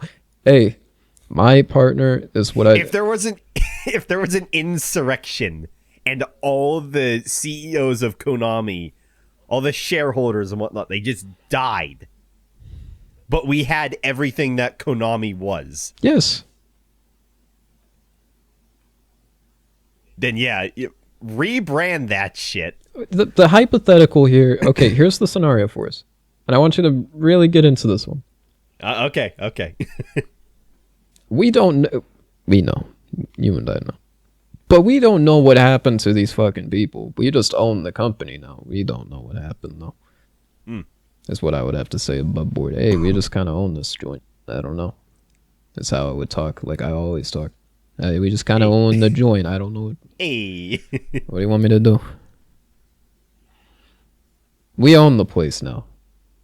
And I have to go to each of these meetings and each of these talks, and have to tell these people, oh, my partner is so excited to work on this next game with everybody at the studio. It's going to be great. Meanwhile, when I actually talk to you, it's like, oh man, we got to burn this fucking place to the ground. But at the same time, I'm trying to tell you, no, we own this place now. What do you not understand about that? This is a new slate. It doesn't even have to be Konami. In fact, all of those pachinko machines, just fucking get rid of them. Just fucking sell them. Just fucking See, I was gonna say, keep the pachinko machines, okay. But don't hype them up. Like that Metal Gear. Revenue. No, that Metal Gear one. The issue with that is that it released like right after Survive, and they tried to hype it up. And it's like it's a fucking pachinko machine. I played a pachinko machine before, by the way. They aren't as fun as you may think, and they're very, very confusing. Oh, they suck ass. But, like, that's such a big part of their company right now. It's like, yes, continue to put money into pachinko machines. Well, it makes a lot of money for them, though. That's the thing. You have to think about how many they're able to put, especially in these public areas, especially in terms of Vegas. Like there are so many. You walk into to what's now the park. You walk in there, and you'll see so many slot machines that are owned by Konami. Like you don't understand how much revenue they get off of these things compared to just making a video game. It's not even worth it comparatively, apparently. It's almost It's almost insane because I always felt like our generation doesn't really care for that sort of stuff. But then, I log on to poker or something, even on my VR headset, and I'm just seeing like kids just playing poker, and it's like, damn, why are you playing this, youngins? Where's that reading rainbow or whatever the fuck you guys do? Like, where's that at? Like, go back to that. You guys don't need to be playing poker. But it's weird seeing this, especially being in a town where it's like gambling's such a big thing, Mm-hmm. and it's you see Konami, like we have a Konami office out here in Vegas, and it's just it's weird seeing that, and then just looking at their data and just going, damn, it comparatively, it's more worth it making for this company. I'm not saying every game development studio just stop cold turkey on what you're doing, just start developing pachinko machines. Fuck that. But for Konami, their best investment has been in gambling and just adult gaming in general. It's such a weird stat, but it's like from a Vegas perspective and having people that had worked in casinos, it's awkward as fuck to see a legendary company like that just turn into this. Mm-hmm. And it's like, I completely understand it, but fuck you at the same time. Yeah. I mean, not to mention their interest. They basically said during the hellfire that was hashtag fuck Konami that they're going to focus on pachinko machines and mobile games. That's why everybody's especially got pissed off. But if we were to run Konami now, I would say come to some sort of agreement between Silent Hill and Metal Gear, and like publish them out to Kojima. That way we're not selling the IP. So like we'll fund them to make the game. So we're the publishers. That's what publishers do. Yeah. Yeah. Because it's like otherwise, like not running Konami, I would just say, no, just please sell your fucking IPs to people who will actually appreciate them more. Because you are not going to do shit with this in any good capacity. There's, of course, been the news that Konami is looking to do shit with Silent Hill. But it's like, I don't foresee us getting something that's going to be like as good as what Kojima would have done, or well, not to mention with what is it, Guillermo del Toro. Guillermo del Toro. Thank you, and Junji Ito. We're just not. We're just shout outs to both of those. Mad Men, creator of War, as we know it in our current timeline. Yes. We're just not going to get anything as good with Konami being like, yeah, we're hiring and building up a team for this internally. It's like, yeah, great. Okay, how about these horror and like movie legends though? It's like, no. Nah. Give me what was gonna happen initially, and like, just give me that. Give me Silent Hills. Give me whatever continuation you want to have for Metal Gear. Which I don't know. I mean, Metal Gear Rising was a thing, but that was done by Platinum Games. My partner has said, Kojima, get off your ass. Start working on these games. We'll fund you. Thanks for coming out. Thank you. Yep. And bring back whatever older fighting games that people want. My bad. Bring back older fighting games too. You also said that. Thank you. I whatever ones those are, just older games in general, older IPs. But I know people are. Bring back Metal Slug, you dumb fucks. Bring back Contra. Metal Slug. Dummies. Baka. All right. My final question for the evening, unless we have more to talk about. Your clone and you are in a room. One of you has to leave that room. The other has to die. Make vicious love. Nope. Procreate another clone. Nope. The other has to die because the moment you step out of that room for whatever reason, you will actually create a fucked dimension where everybody just has like a clone of themselves. Something evil is going to happen. And the only way to stop that evil is that clone of you has to die or you got to die. But here's the caveat. You can't say, oh, I'll just fucking kill myself. One, that's boring. And two, it's pretty par for the course on our generation, I think. Not saying anything, but, it's just our generation is self-deprecator. You have to kill this clone. How do you do it? Why? You got to do it. It can't leave the room. You both can't leave that room, and it has to be you that gets out. How do you do it? Your win. Put it this way: the win condition for you is that you have to be able to leave the room, and the clone has to die. Okay. What kind of a room are we talking about? What kind of room is this? It's a white 20 by 20. On the walls are aligned with various weapons and implements that you would use to defeat your adversary. And the clone can use these as well. Yep. Well, the clone knows exactly what you're going to do, and you know exactly what your clone would do. You probably wouldn't take a gun because one of the walls is bound to have a weapon that's more for the task. The weapons aren't loaded, but there are various implements and devices that don't have to be loaded. Some might call it the old ways. How do you do it? So the guns aren't loaded. The guns aren't loaded. The magazines and the cartridges that would be used for the guns are right next to it, but that is up to you to load the gun. First of all, you would have to know how to load the gun. I don't know if you know this, but not many people know how to use a fucking gun. You shove it in there. Not exactly. You shove it in there and then click a button and pull the thing back.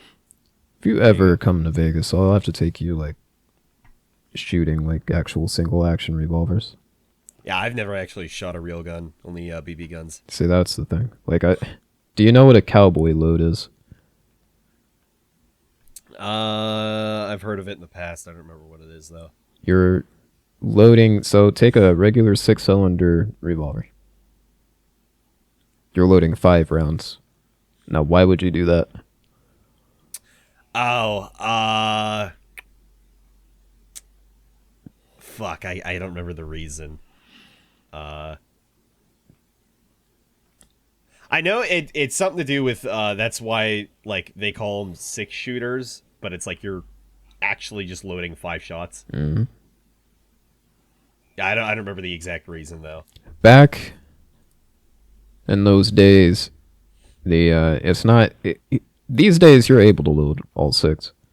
On an MP12 Rex, you're able to actually load all 6 and just be fine. But back in those days, the hammer could actually discharge the entire cartridge, which was not something you would want. So you ran into the issue. Yeah, that's right. Whenever it's holstered. Yeah. So you don't accidentally. Yeah. Discharge that while it's pointing down at your dick or your foot. So you would load 1 into the cylinder, skip, and then load the rest of it as normal. And then you would be able to cock the revolver all the way back without causing self-injury. Yeah, because that happened a lot. Yeah. Well, discharges happened a lot. But that's what's in the scenario, is that all of these weapons are discharged, and you would have to load them. But there are older weapons there, and some modernized implements, like a tack shovel. That's fun. But you have to make sure that the clone dies in some way. Get creative with it, but be realistic. As realistic as a clone of yourself can be. Well, then I would say, how are the walls separated? are there two walls that have weapons on them, or like every single wall in the room but the door? Every wall, aside from the door, will have a weapon. Oh, this is like my Um, DM days. Whew.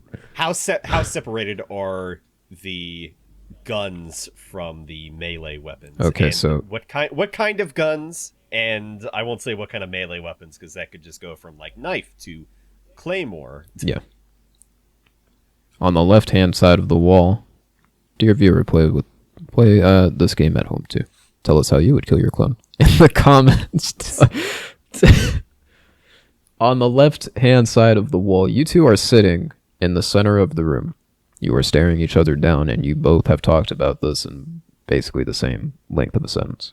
One of us has to go. The clone knows it's the clone. You know who's the clone. The left-hand side of the wall, you turn and notice that there are firearms of various eras, and there is no real separation. There are a few weapon racks that go from handguns, revolvers, to heavy pistols, to modern day sidearms like the M9 or the P230, all the way up to personal defense weapons, to assault rifles. On the right hand side, the wall is adored with a weapon rack of the same type as the other side. This side has melee weapons of various sizes and degrees. On the back of the wall are more special variants, but to reach this wall you would have to get past the clone. There are bows, melee weapons that seem too wieldy for the likes of you and the clone. On the back, towards you, towards the door, the same can be said. There are weapons near that wall that seem a little too wieldy. You're not even sure if those are real weapons or just for show. Nerf guns. How do you go about killing the clone?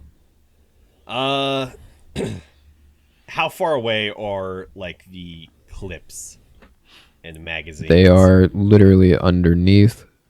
So take... well, I mean, you probably wouldn't have known about that, but take Halo Reach, for example. A weapon wall from Halo Reach. You have a DMR. In the weapon rack underneath are the magazines that you would need.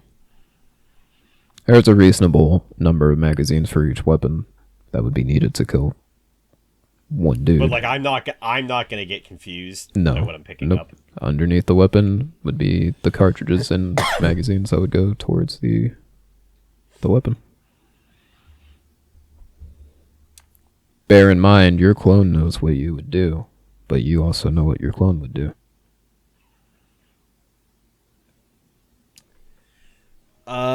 I would say that I would try to go for a submachine gun. It's inaccurate, sure, but in a closed space like that, all I need to do is aim slightly and then just shoot, and then I win. Would you consider that the clone also goes for an SMG? Well, obviously, yes. Would you consider that the clone would try to wrestle the SMG out of your hand? Sure. So I would... Because like my other thing would be like, yeah, go for a melee weapon, but it's like if I'm loading the submachine gun, or like my clone is loading the submachine gun, and it's like there's no fucking way I'm getting over to him to stab him with a like knife. Because like fuck getting a sword or a claymore, no, just get a fucking nice sturdy knife. And it's like, yeah, that, you know, you got to pull that shit out, but it's like just it can't be that hard. But like that's the thing though, if we're both going for the same shit, like regardless, like, oh yeah, I want to go to the back wall behind my clone. And it's like they're already going to do that. Well, would you consider just going to the back wall towards you? Because now it's an even playing field at least. You both know that you're going to just go towards your respective walls. Yeah, but you didn't list out like any of the weapons, just that they're unwieldy.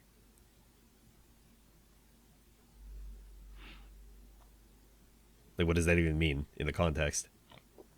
Two-handed, specialty type of weapons, claymores. Claymore that you know you wouldn't be able to wield. One of the weapons you even stated earlier, an actual Nerf gun. You're not too sure why this is even here. Weapons that just don't really make much sense, really. Nail gun. Blow dart. A bow. You're not even sure if you know how to shoot a bow. Shut up, Bo. Well, then there you go. Would it just be whoever's the quicker draw? Better shot? And just keep adjusting the aim. At least there's user error. Well, it's not a matter of better shot because we're both the same shot. Well, then you know one is gonna. Now you say a nail gun. Is the nail gun loaded or is it not? No, you gotta load the nails into the thing.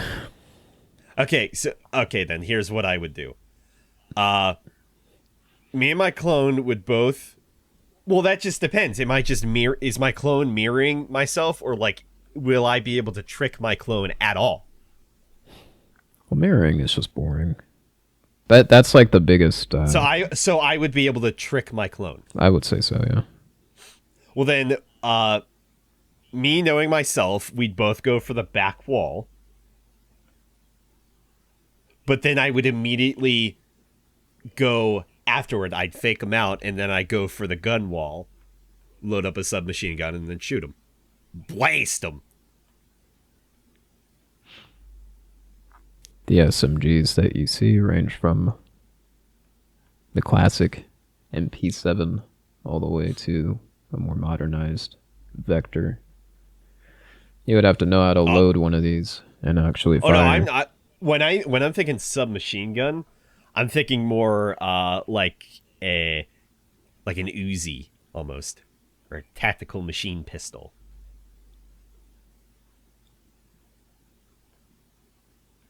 Well, then load an Uzi. Yeah. All right. It's like, well, then you would have to know how to fire an Uzi. Fucking put it in, pull back the thing on the top, and then just there you go. That's it. Oh yeah. Yeah, that's it. Just like that. That's just like that. I'm gonna take you shooting. Universe Yeah, you're gonna have to. Universe is saved. That's it. And then I blast him. Universe is saved. Please, in the comments, tell us how you would kill your clone in the exact way that I have presented it. This fool going for the nail gun. Trying to load up the nail gun. Please no turf war in the comments about he doesn't know what the fucking gun is. Stop.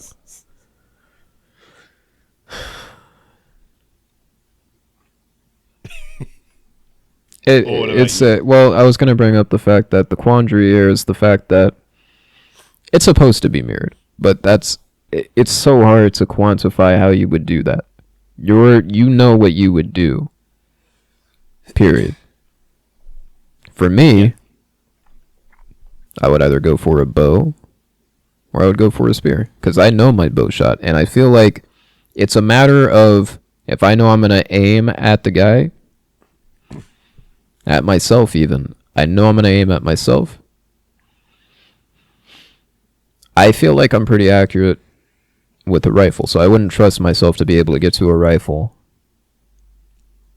or even get to a sidearm, load it, be able to aim it. At the same time, my clone's going to try to load another sidearm, both knowing how to load a sidearm, cut the safety, cock it just to make sure it's good, and that would be it. But if at least with the bow, it's like there is some semblance of luck and just pure archery talent. So I can But you both have the same talent. Yes, so I know myself. I know that I would most likely miss the first bow by just mere centimeters, maybe to the point where it just grazes each other. The next one is just okay. I need to adjust, but at the same time, I know exactly what my clone is thinking, and it's like, all right, I'm about to start spurting out because he hit me with that thing. I know the next one is that's just GG. So it's just a matter of patience and just like who is not spurting as hard. But in the sense of a melee weapon, I would probably go for like a spear, something that's distanced. Even though that's an awful, awful, awful idea, but I feel like I would be pretty good with that. I used a staff for maybe like half a year when I was like interested in Krav Maga, and I lost interest. My dad had got me a staff because he really wanted me to get into not mixed martial arts like as a sport, but just that so I would know some shit. So he was like, "All right, we'll set something up to where you can learn something." And I was like, "I want to learn Krav Maga," because that was one of like a fundamental core you would need to learn if you wanted to be. I think at the time it was Army. I forget now, but it was a skill that you would need to learn because it was just good to know how to disarm somebody. If you were ever in a situation where somebody had a gun to you, it was just good to know how to get yourself out of that. And one of the things they would tell you is like, yeah, you run, by the way. Like, if you know your distance, you run. Somebody's just point blank for whatever reason they thought that was a good idea to point blank pull out a pistol, then all right, you know. But See, I was gonna say start pissing on him. oh, I wouldn't expect that. oh yeah. Something that I was taught. You have to be very careful about. I shouldn't even. No, I'm not even gonna. I'll say this off. Careful where you whip out your dick and piss on people. Yes. Because sometimes it just might be a crime.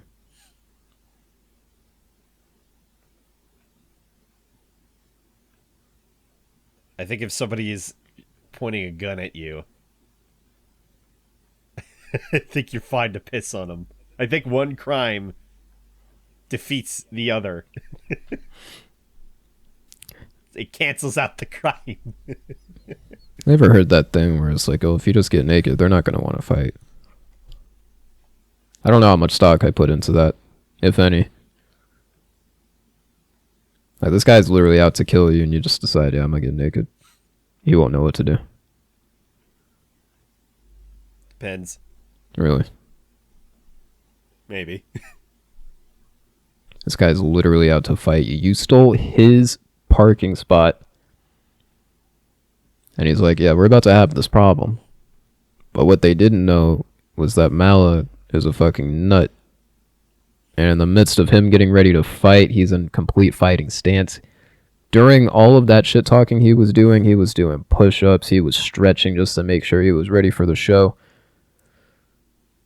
While he was doing all of that, though, you were just getting naked. You said I'm a nut, whipping out my nuts. Well, then there it is.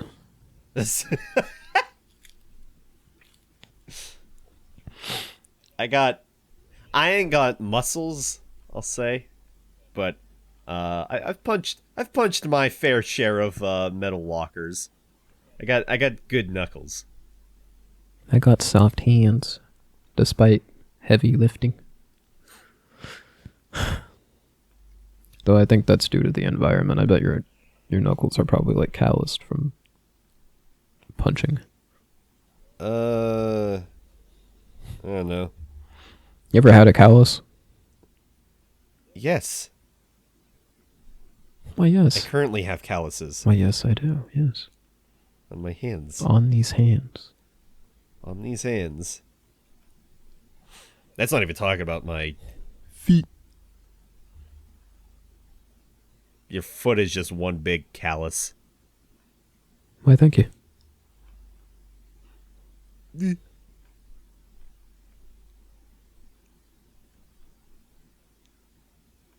Drop pod is a stinger that I'm gonna save. Drop pad. Yeah. You're listening to Drop Pod Podcast. For more Drop Pod Podcasts, go to YouTube to Hell Jumpers That's a good to one. catch up to date on more Drop Pod Podcasts. That's a good one. And now, back to the action. That's a good one. I like that.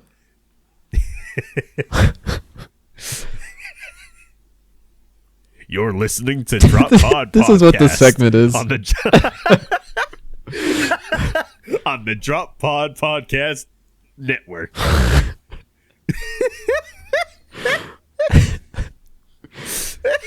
That's fucked.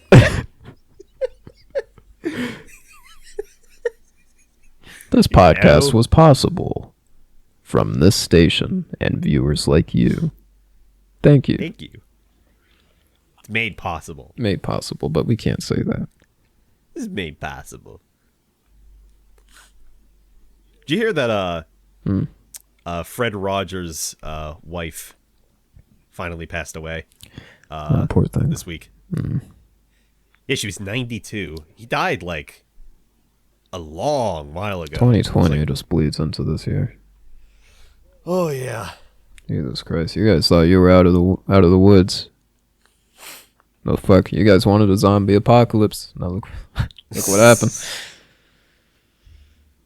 Now for whenever somebody's like, yeah, no, we'd survive, we'd be fine, we wouldn't go into this mass hysteria that like they always show in the movies. Think again. Now, some of you are fucking dummies. Not you, dear viewer. Some of you out there are just fucking dumb.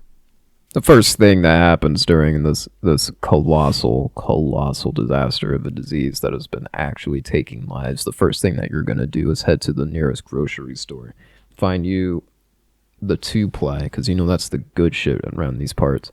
You're going to pick that up and sell that by the fucking barrel full. And then be surprised when you're not able to take that back. Because you thought it was a good idea to stock like that and try to upsell it.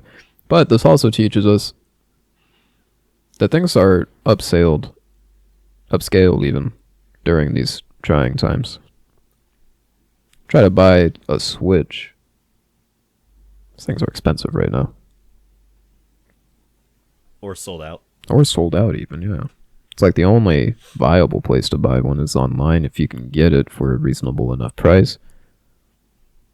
Or just be fortunate that you have somebody within your family or within your circle that just has one. Oh, geez, I wonder who in your family it could be. Shout outs to my sis. Yeah. That's something I worry about. When we're Somebody's gonna break into your home and steal your Switch. That's why we all need new guns. Everybody go out and buy a gun now. They're gonna steal your Switches and your toilet paper. let me tell you. They're gonna steal the fucking toilet paper. They're gonna steal your goddamn Switch. Everybody better get a goddamn new gun. Buy more bullets. Oh yeah, let me tell you, I bought 4 more clips from a rifle. You know, just in case anybody comes into the backwoods of Pennsylvania and they find my house and they're like, give us some toilet paper. Like, fuck you, American. I'll blow your fucking head off. It's my property. Tell you. I work with people like that. Not that bad. That's hyperbole. That entire skit just to go, I work with people like this, by the way. Not that bad, but they're like, yeah, get a new gun. Are you buying a new gun? They don't ask me. But You are now listening to the Drop Pod. Right here, there would be a stinger where I just said, Drop Pod. get that. Get that. Get that. Let me tell you, Drop Pod. Tell you, if you ain't listen to Drop Pod, what are you doing? You ain't buying a new gun. You better go buy a new gun. Let me tell you. Protect your toilet paper. Protect your switches.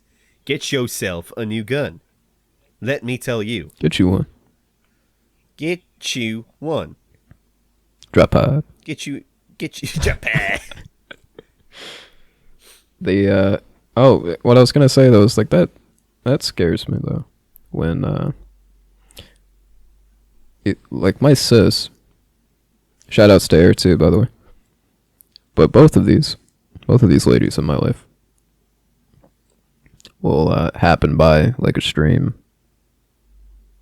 They'll happen by a video that I did, and I'll hear from one of them on the off chance that they saw that cacophony of noise that I made,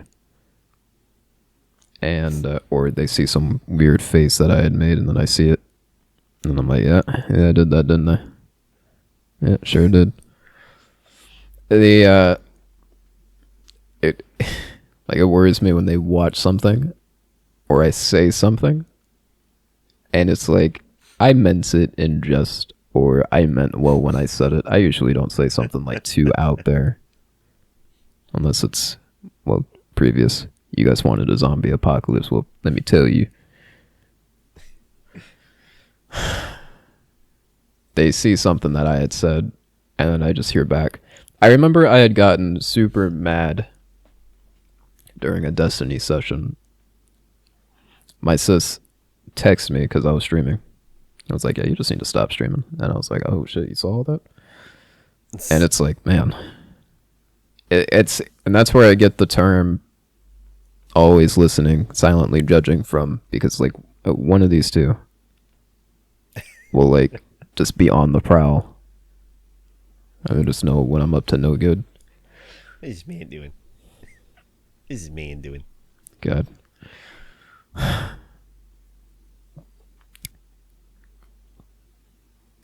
I posed a question to Mala before the episode began. And I was like, in the event that Drop Pod gets to where we need it to be, what's a guest you would like to have on? Because I was saying that I would like somebody that's well known enough, or just like somebody that's just like basically a living legend around these parts. Any Newgrounds animators, like I just want to talk to them. Anybody that went YouTube to Twitch, or they're just generally well received. Not like there's no way we book somebody as big as like God, but just somebody that like Vinny from Vineside. I mean, Vinny has better things to do than be on Drop Pod. He has bad video games to play. Well, you mentioned Varg Skeletor, Joel Vine Sauce earlier. I looked up on YouTube to see if he had done any interviews. He has done one with Letting Off Steam. That's Tyler McVicker. I'm only aware of his work because of Tyler McVicker, because of he had interviewed Germa a couple months ago. Shoutouts to Germa. This was actually 3 months ago. This interview in particular, and then I'm seeing that Vinny of Vine Sauce was on the official podcast, Criticals. It was 3 years ago. I had watched that one, yeah. Or listened to it. Well, I mean, watch because it was on a separate tab. You don't need to know the. So suffice to say, I can't imagine they do many interviews. And then Joel, I don't know how often you hear him talk, but he is more of an introvert that you would think he would be. Oh yeah. Oh yeah. But that's fun. That's the mystery of it. It's the character that you're inviting onto the program.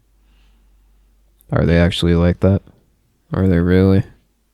Or are they a hermit? Like yours truly, the host of Drop Pod? Find out. I want to work my way up to being a professional hermit. That's my goal in life. Oh yeah. Truly. Oh yeah. Fuckers. Excuse me. Yep. Sorry.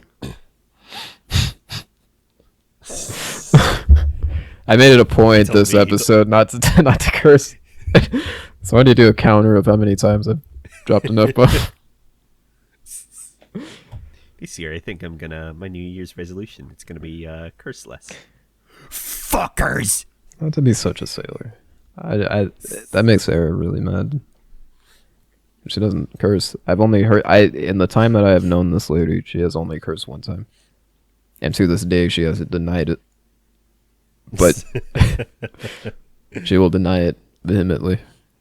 What'd she say? She called her cousin a beach, and I was there for that. And I was like, "Oh, there you go. I'm proud of you."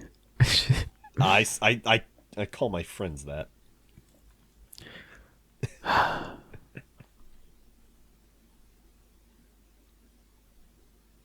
Drop pod. Japan D. There's gonna be a load of work to cut down the silence that I'm not gonna cut down because I want you to know, Mello, that I know, that you know. What else is there, man? How have you been? Oh, like I said, just Busy bee. yeah.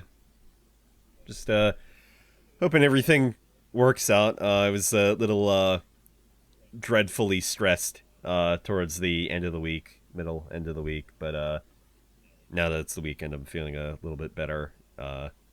Some of my stuff is starting to move along. I haven't been able to find any full-time gigs yet, but imagine this is just how it has to be starting out. Just work for some part-time stuff. The one of them can certainly transition into full-time work. Multiple of them can actually. But since last week, let's see. One guy I have pretty much laid it out, and I have in my possession VODs to edit of his. Another one I'm waiting to hear back from on Discord. At this point, we've exchanged Discords, and I'm gonna slip into those DMs. Oh yeah. A couple dick pics. Ooh. Yeah, get one for good measure. That way you just listen, man. You don't hire me right now. You know how many dick pics I have of you, guy? Eh? I could ruin you with these. You let me know, Mel. I'll start breaking some kneecaps if need be. Hey, you're not gonna hire my guy right here?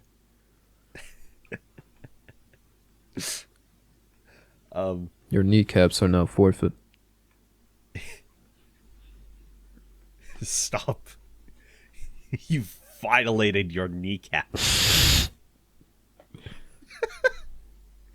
Anyway, and then the last one, which I have no shame in saying, not that there's any shame.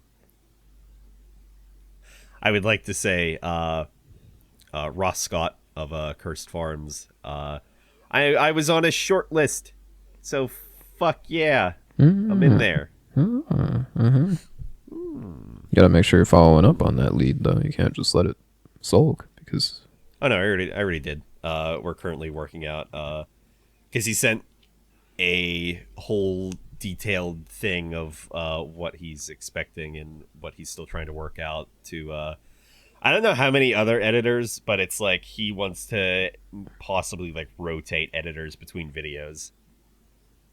And that's even to say Test the waters. it's like, I mean, partially, but it's also like it's probably a good idea not to leave all your editing to one person if you're gonna try to produce a lot of videos without actually touching them.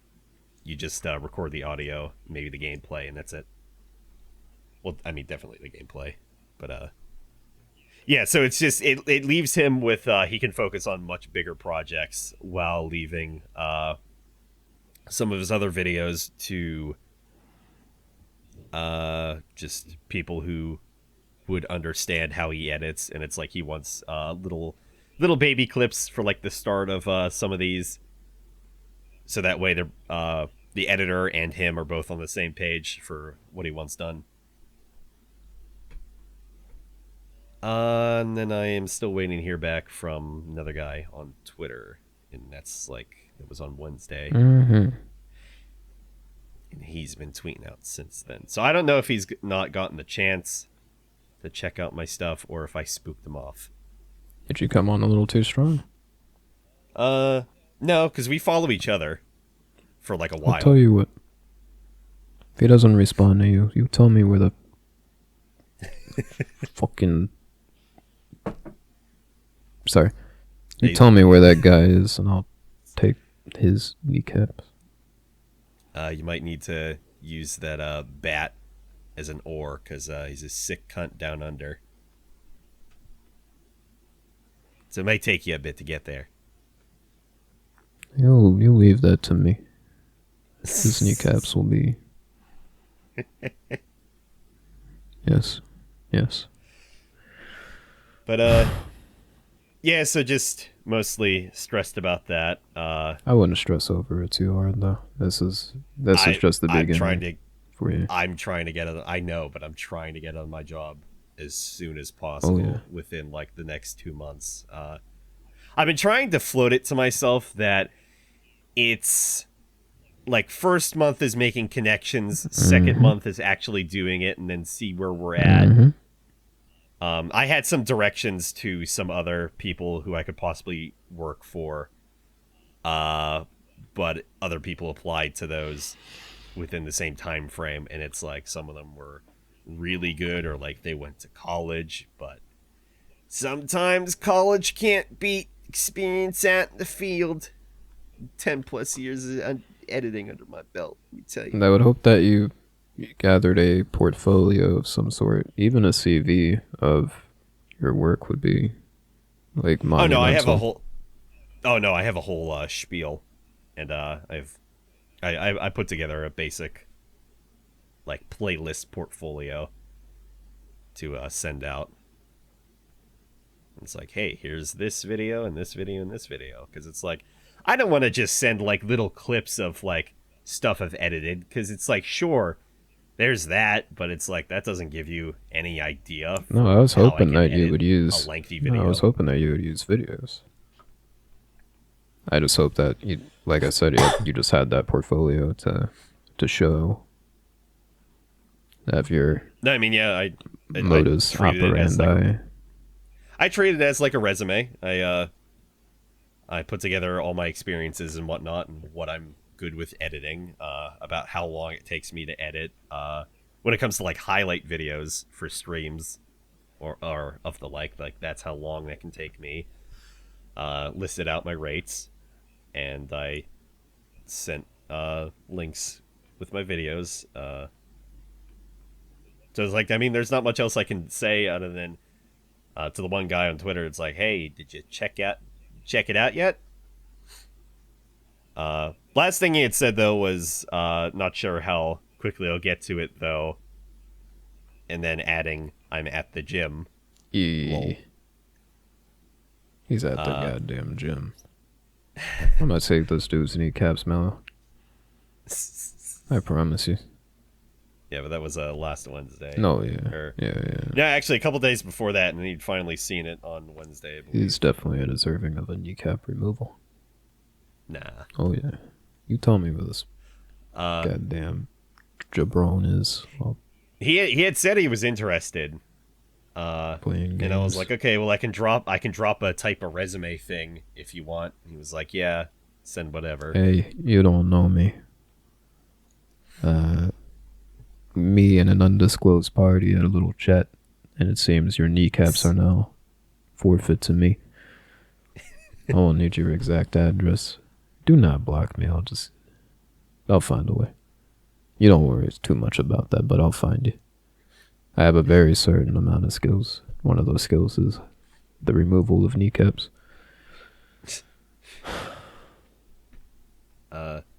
But yeah, just between the stress with that, and I didn't get the opportunity to, like I said, really play too much this week. Please, one more F-bomb, Mal. I'll be good after that. I need this. I'm sick. Fuck. fucking fuck. Thanks. Yeah. Thanks. Thanks. Thanks.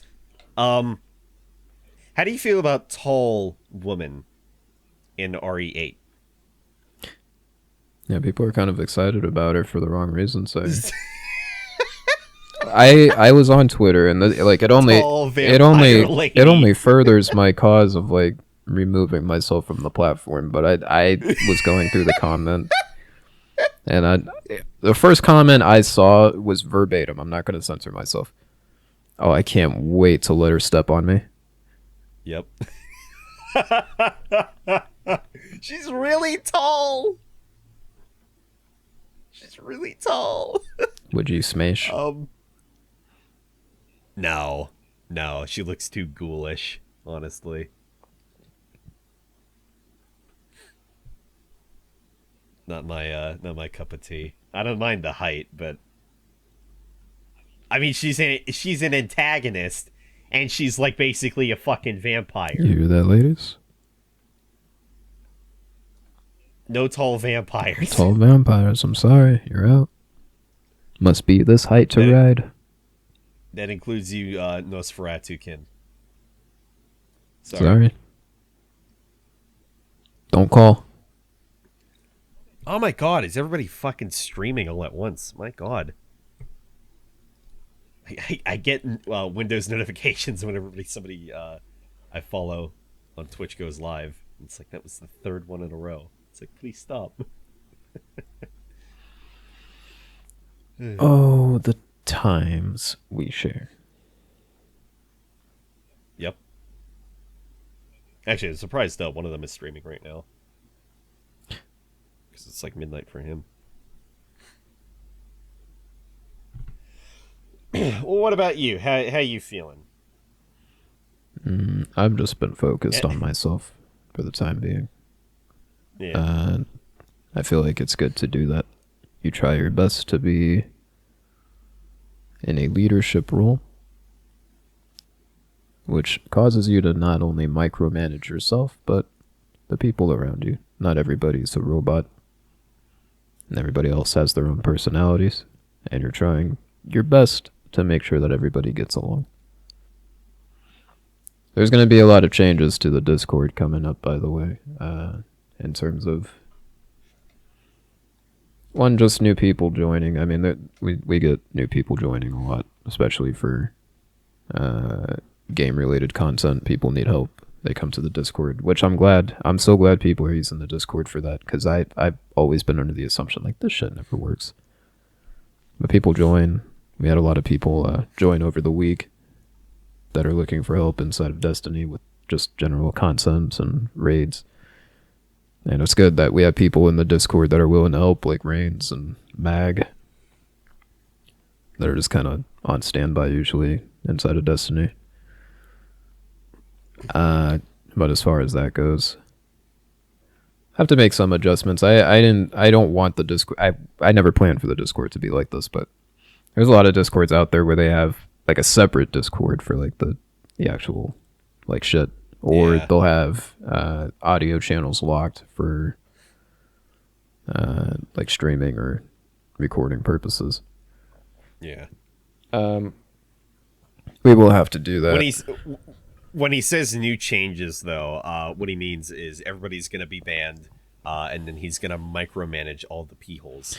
That's what I heard. That's what he told me. I will have to make change. Like, a lot of language is used inside of the Discord. I kind of don't want to talk about this now, but I feel like it is important to say this above board because, like I say, at least it forces me to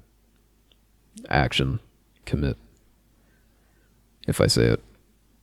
But there's a lot of language that's used. A lot of it's very atrocious. I've been seriously streaming for the past 2 years, and I know when something is like...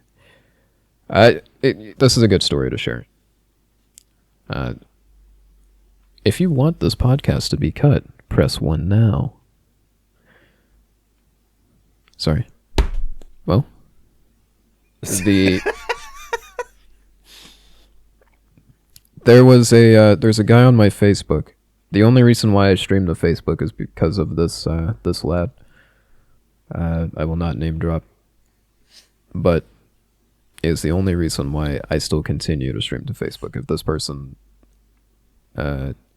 and his kind sister, if both of those people did not message me, like I realistically I wouldn't be streaming to Facebook at all. I had gotten a message, and this was like the first time in my streaming career where I actually felt like, man, I'm actually a streamer. But I had received a message saying, "Hey, man, we love your work," and right there, I was like, stretching it. I play video games, but I love your work. I just wanted to ask something. You're not racist, are you, bro? And to understand where this is coming from, you have to understand where the person is living from. This person, I will not share too much. Just know that this person is from South America, where a lot of, I wouldn't say racism, but there's a lot of, there's some diversity in there, in parts where he's from. And you see a lot of people move down towards that area. And this is something that happens a lot in that particular region. I'm not saying all of South America is like this, but in that particular region, they're worried about stuff like just general racism against certain cultures in South America. I'm not even talking about across the world, but in South America in particular. They're worried about certain afflictions towards certain denominations of people in that region. And I felt taken aback immediately that he felt the need to ask that. At the same time, on Facebook, it's not hard to see what I look like. And on Twitch recently, I forwarded myself to be able to use my webcam just due to changing my motherboard out because I didn't have enough USB slots. And I was like, if anything has to go, they can't for a bit. I didn't have the best lighting. I still don't think I do. So it's like, that was my excuse, was just not to use it for a bit. Should get a USB hub. Oh, I have one. Okay. And I've been using it on the previous motherboard. But it still wasn't. If I can interject real quick, I just thought before, but it's like, yeah, let me get a USB bus and then get another one and then plug that into the, to the USB. Infinite power. Yeah.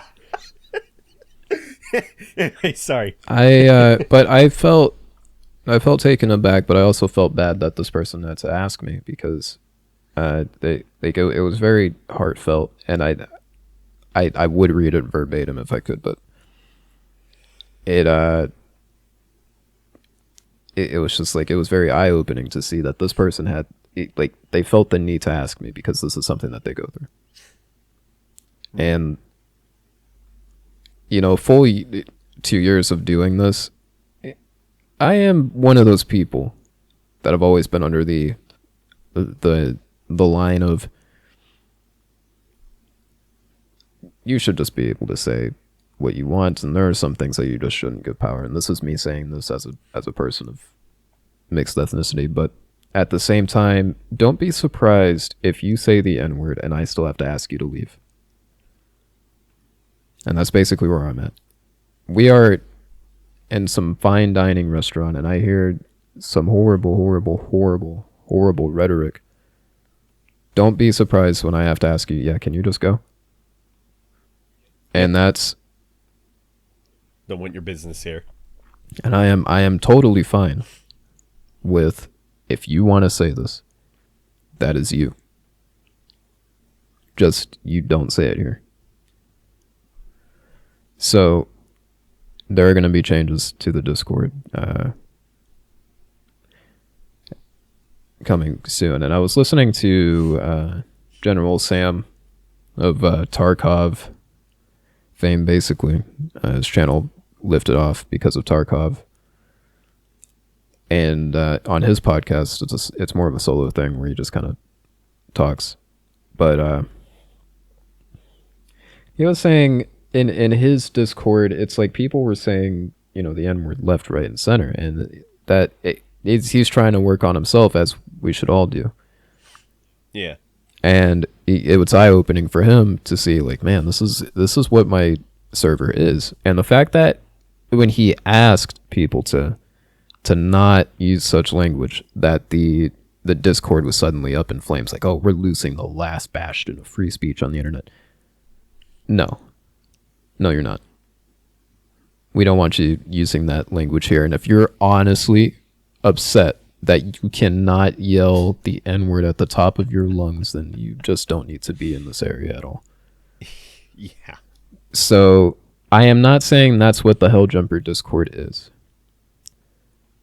It's not a place for me to shout the N-word? What? No, not at all. Do not. Oh! I'm not... I thought I could say whatever I wanted. I am not saying that that's what the server is. You go on the server, I have not seen someone use that sort of rhetoric. I have one person that was in the Discord. They are no longer in the Discord, not because I banned them, but just they left of their own volition. They're the only person where I actually had to have a talk to inside of a voice call to tell them, hey man, I understand, but let's tone it down. Primarily because I stream. And it would just be respectful if you adhere to at least that. Yeah. It's like I know we've talked about it before, but it's like if you're in a voice call and like you know the guy is streaming to an audience and he streams every night to the same audience, it's like, have some fucking respect. Like, don't say that because you could get them banned off of Twitch. There's a... for using certain language. Like, that's so ignorant. There's a Helljumper within the Discord that said that he couldn't stream because his crew that he ran with would just always use like horrible lingo. And it would just cause him not to be able to stream. And it's really winded me when I hear like certain words being used, and I'm just like, man, can you get it the fuck together? And I try my best to like, I pride myself on being patient. That's what people kind of just agree when they talk. It's like, oh well, Armand happens to be just like really patient. And as ignorant as I try to make that sound, it's like that only goes so far. And I remember I had one stream in particular, and this is when my sis actually had texted me just to basically say, yeah, stop. And I played like Call of Duty for a bit on stream, and that was it. I was done. But the only reason I was done was because I had just heard some horrible stuff. And I'm like, man, it is hard trying to micromanage not only yourself, but an entire group of people that just kind of happen by. And again, these are people. None of these people are robots. They're all people. They all have their different reactions and feelings towards things. Yeah. I don't always agree with things that are said. That's unrealistic. But something that I am in agreement with in this Discord is like the lingo that is used sometimes from here and there from certain people. They know who they are. Like it has to cut. A lot of these people mean well. I have known these people for a long time. And I had said in episode 1 that, there are certain paths that just kind of, you kind of go separate roads, and then all of a sudden your paths diverge again, and you're like, God damn, that's this person now, or holy shit, that's what they're doing now. Yeah. And it's eye-opening to see. It's like, man, did I change all that much during that time? Did they change all that much during that time? Right. And that's all I want to say is that within all of that, there are going to be changes to the Discord. I don't want the fact that people feel the need to message me. It's not only that lad, but other people, especially on Twitch, where they'll hear somebody say something on stream, and I'll get a message saying, "Holy shit, you said that," or "Whoa, I'm actually offended," and I'm like, "Geez." The fact that they felt the need to message me, it's eye opening. So Yeah. the fact that I've taken streaming more seriously, especially during pandemic, and just kind of meeting a lot of people, and all going through their separate things, and it's like, man, that's crazy that you think that's okay to say, or you think that's wise to do, and I guess you could say a public, or in just a general online setting. It's disgusting to me. So you know who you are, you know who needs to hear this message. Just please tone it down. Don't be surprised that I get upset, and please don't treat me as the bad guy when I tell you, hey, can you not? Because you should know Just better. be better. You should know better.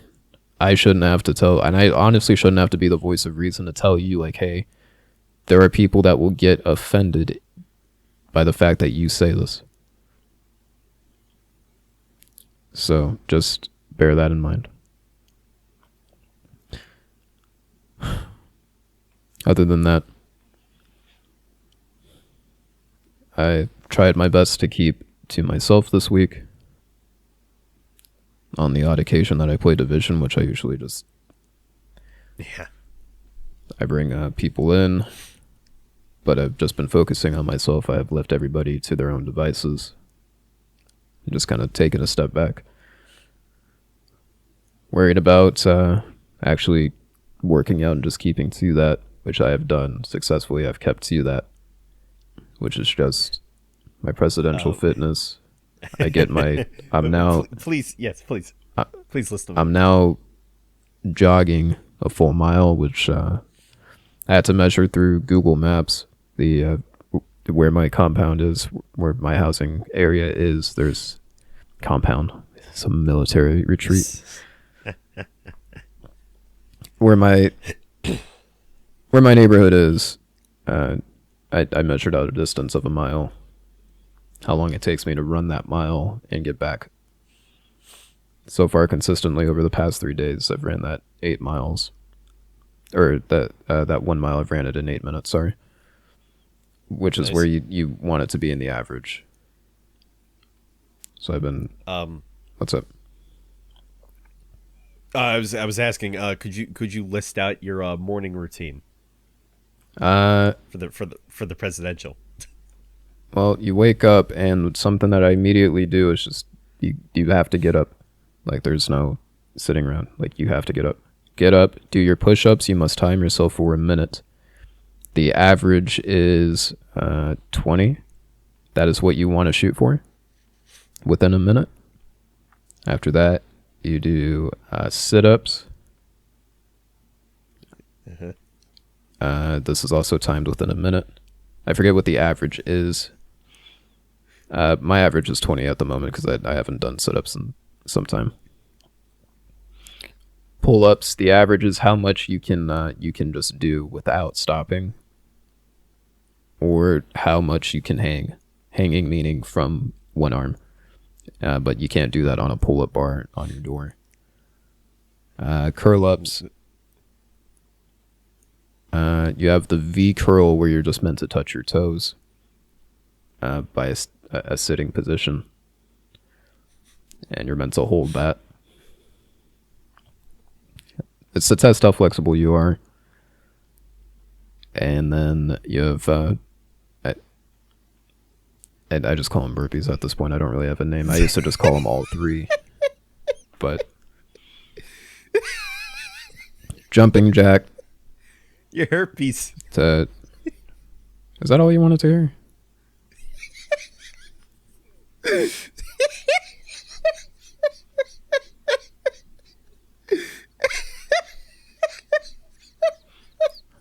I guess it's only fair. I did this to Mel last night. He was telling a joke, and I just laughed like a hyena. You didn't even like get to the punchline or anything. There was no punchline actually, but Exactly. But I'm actually laughing. That's the difference. Instead of your fake laugh. But you can finish if you want. no, that was it. The what's weird though is that you decided to go for herpes. No, I don't. You do. No, Every day you go for no, herpes. you do Yeah, apparently. I get my herpes in. About it. Get you one, but don't. Please don't. Please don't.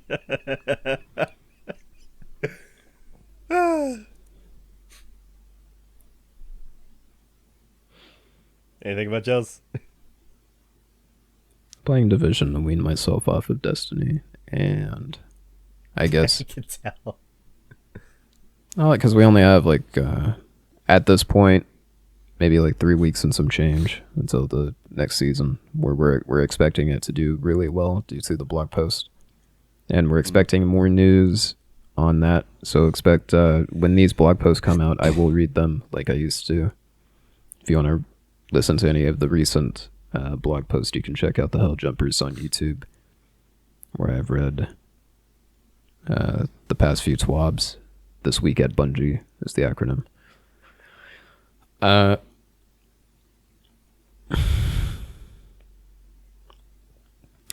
Gonna keep it light on streams this week. I want to play some stuff that I haven't played in a bit. General horror. Like what? Like I would like to return to Outlast if possible. I also want to finish Darkwood. I plan on starting my Far Cry 5 run through as immersive as I can make it. So that's going to be down the pipe. Tuesday's usual Destiny streams, because the raid and everything cycles back on a Tuesday. So that's that. Monday might be a special stream, but this podcast should be out by Monday if I'm keeping to the schedule. This is going to be the last day, Monday, when this releases. It's going to be the last day where the raid Deep Stone Crypt is going to be as easy as possible due to a bug that made it so that you didn't take or you didn't die once the debuff that was stacked on you reaches 10 at the beginning of the raid. That's the only part where I feel like people will actually end up dying, is this first heap before the raid even starts. And right now, the only problem while the bug is still active is the spacewalk, where everybody is jumping through this through space, basically. So they join us on Monday when I gather up the crew to do that. This is going to be our big hoorah to kind of finish this. Discluding me. Because Yeah, no, not Mel. always. But Far Cry 5, if I get to it, I want to play. There'll be Division 2, but if I can get to it intermittently, I want to do something else with VR. Like I want to set a day aside where I'm just doing something with the VR headset. Sure. But that's about it.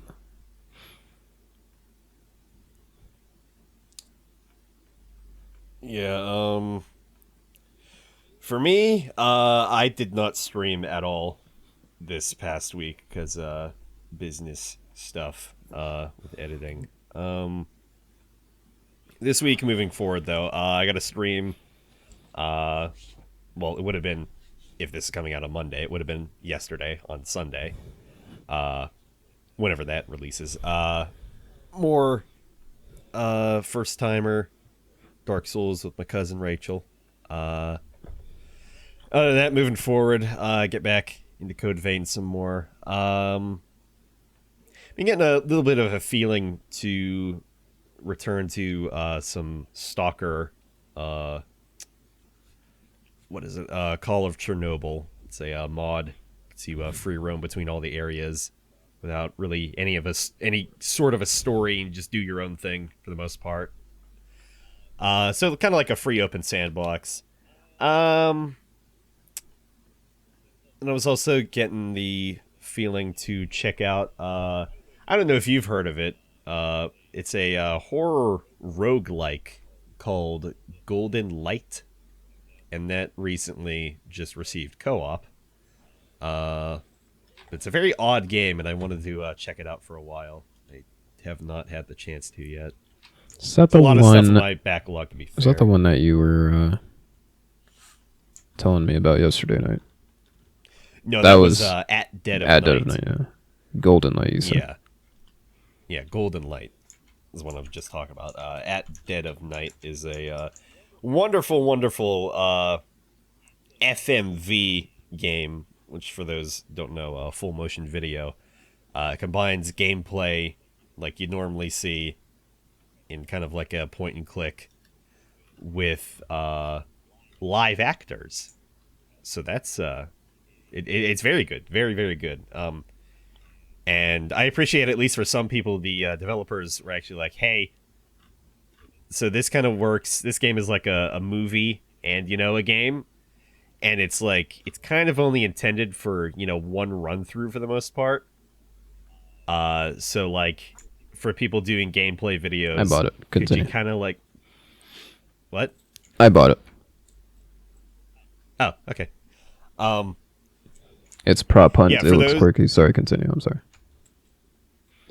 Oh, you bought Golden Light? Yeah. Oh, okay. I thought you said you bought At Dead of Night. No. Oh, okay, cool. Anyway, so they were like, "Yeah, could you omit the ending of the game, so that way people, well, still have a reason to buy the game." So some people did, some people didn't. John Wolfe did. He omitted the ending. And it's like after seeing the game, I'm probably not going to play it myself. And I checked up the ending on YouTube because, of course, somebody was going to post it. But I decided before I had actually watched it, I'd just buy the game at the very least. Like, again, I'm probably not going to play it, but I will at least buy the game. Be like, hey, I support you.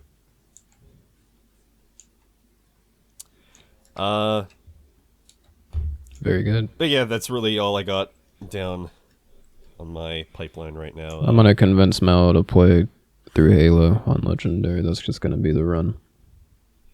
I need him to do that for my own sanity. I was struggling on heroic on a ODST to begin with.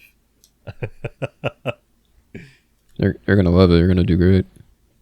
Oh God, I'm not. I said at the beginning, I'm not good at first-person shooters. I'm gonna be cowering behind a barricade for like the entire run. You're gonna love Halo if any- 2. Played Halo 2. It's my favorite one. Yeah, I mean, you're gonna love it on co-op on Legendary. If one person dies, you just go back to checkpoint. Like, they don't even wait for the other guy to die. It's just...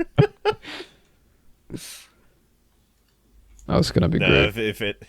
If anything, I'd probably still want to run through all the Halo games by myself before then. Oh no! Oh no! No! No! Oh no! No! No! No! No! Because then you're gonna be prepped. I can't have that. Where's my Resident Evil professional run? Where is it? When you make a plan. Yeah, I got super busy over holidays. We all It was did. fun. I like how that's when you were trying to do it. Hey, we need to make a plan. We'll set it up for the holidays. So it's gonna be the winter stream. I didn't hear a lick about that after the fact. Dead. I got Like cowboy I was MMO. literally busy. I was so surprised. Aside from that, I was so surprised at how busy I got. Like almost every single day that I had off, until like after New Year's. Like I had something to do early enough in the day that I had to get up for every single day that I was off. Because like there was New Year's Eve, went to my aunt's house for a small little get together. Small. Then there, Safe. yeah, it was very small. It was no, it definitely was. and my aunt used to work in the health field, so it's like she was like, no, I feel comfortable because I know where everybody's been. It's like I know everybody's been being safe. Who I'm inviting, which was just my family, and that's it. Um, but I mean, there was that, and then there was Christmas Day, get up and go over, open up presents with my mom. Uh, What'd you get? Dish. I got stuff. We already been over this, I thought. Pray tell Uh, for the viewers. two things I did. Two things I did forget to mention. I'm pretty sure. For my mom's boss, I got a $200 check, Oh. and then from my mom's boyfriend, I got and including my sister as well. We both got a $200 gift card for DoorDash Ooh. because he just got a promotion, and he works a pretty nice job for our local electric company.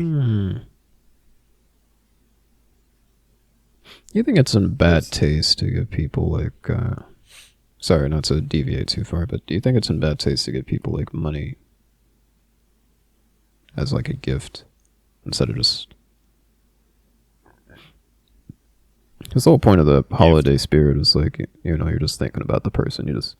You give them something. It's not really Well, I think it's fine because for some people, they're so fucking difficult to buy for. I'm told that I'm difficult to buy for, which is surprising to me because I feel like I have my interests pretty well known. I like Vidya. I mean, yeah, but I also like reading my mango. No, Vidya. But like my sister and her husband, they are throughout my family notoriously difficult to buy shit for.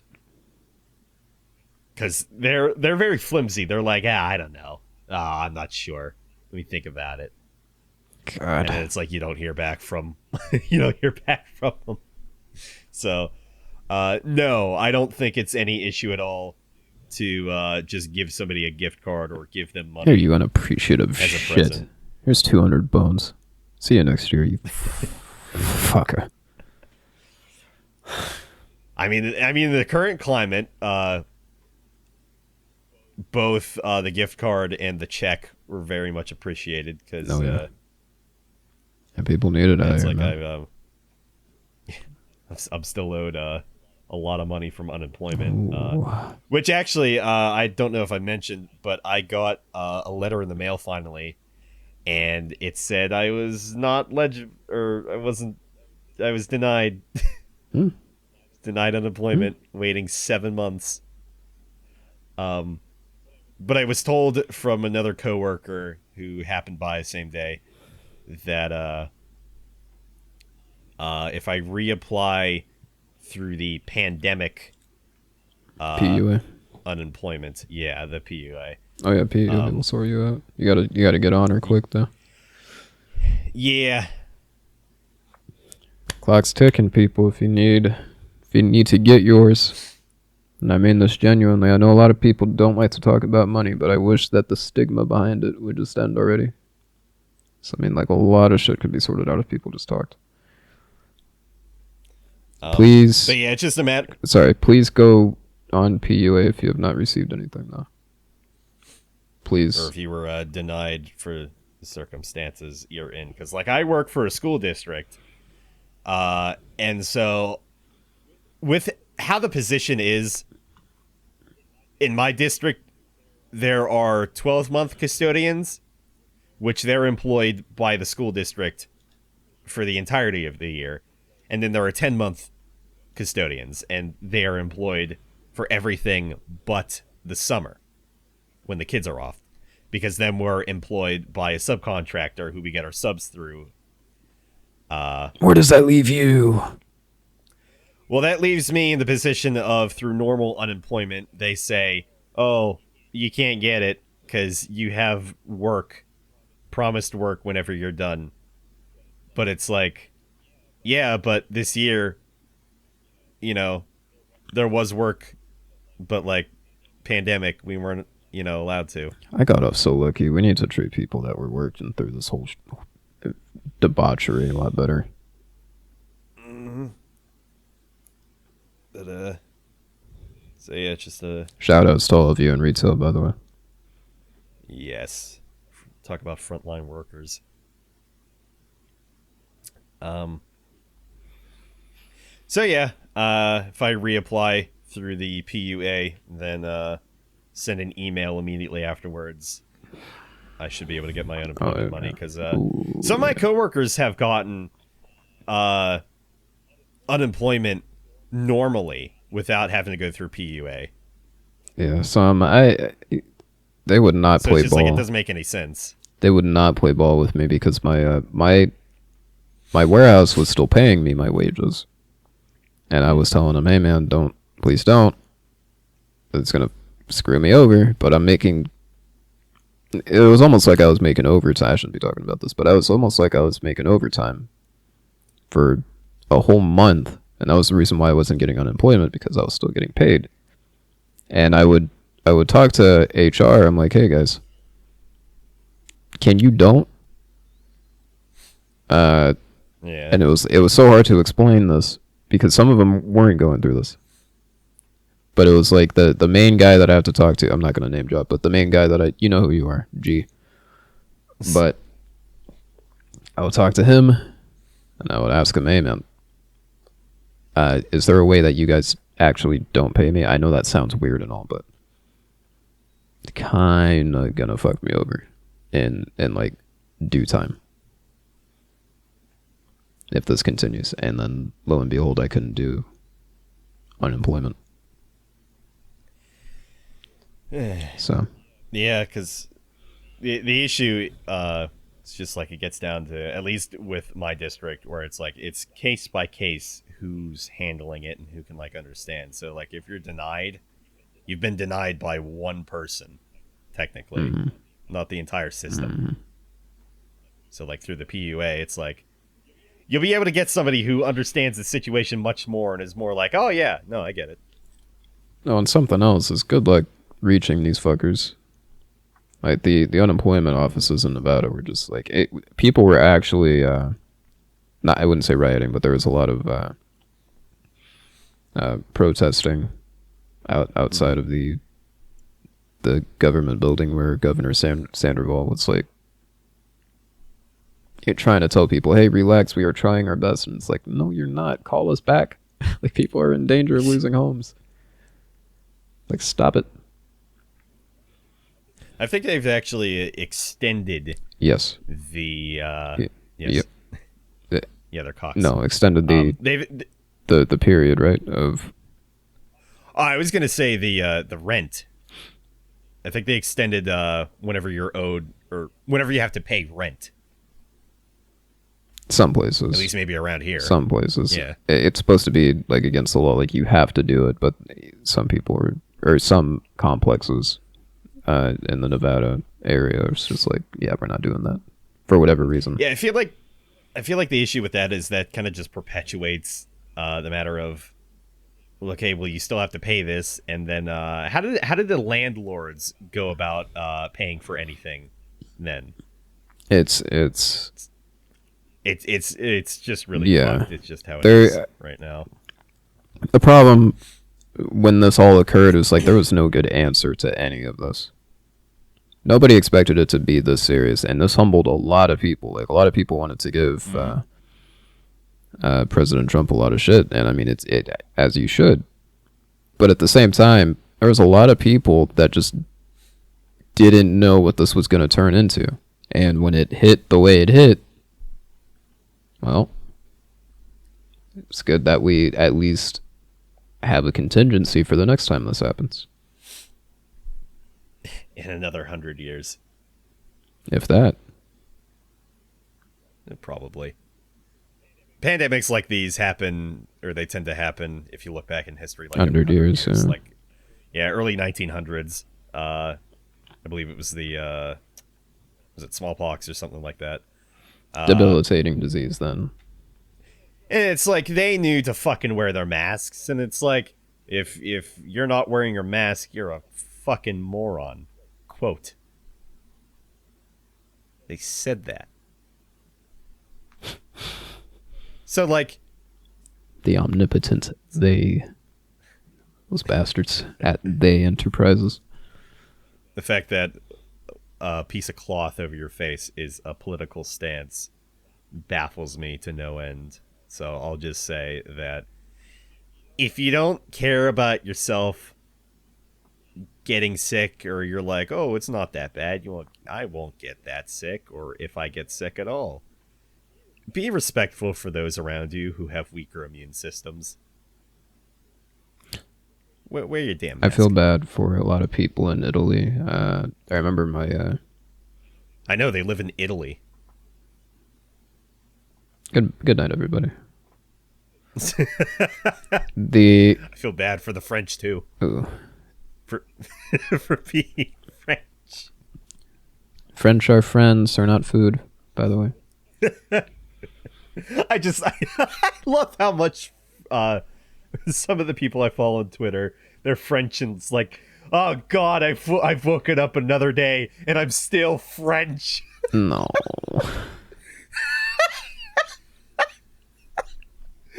To oh right, but I feel bad for the people in Italy because they in Italy it's common occurrence that your family just has like the family home. Yeah. Nono and Nona would stay in the basement. Padre, you would have them living nice somewhere in the house, and then you and your spouse, partner, whatever, would stay and basically and live like a king and queen in that area.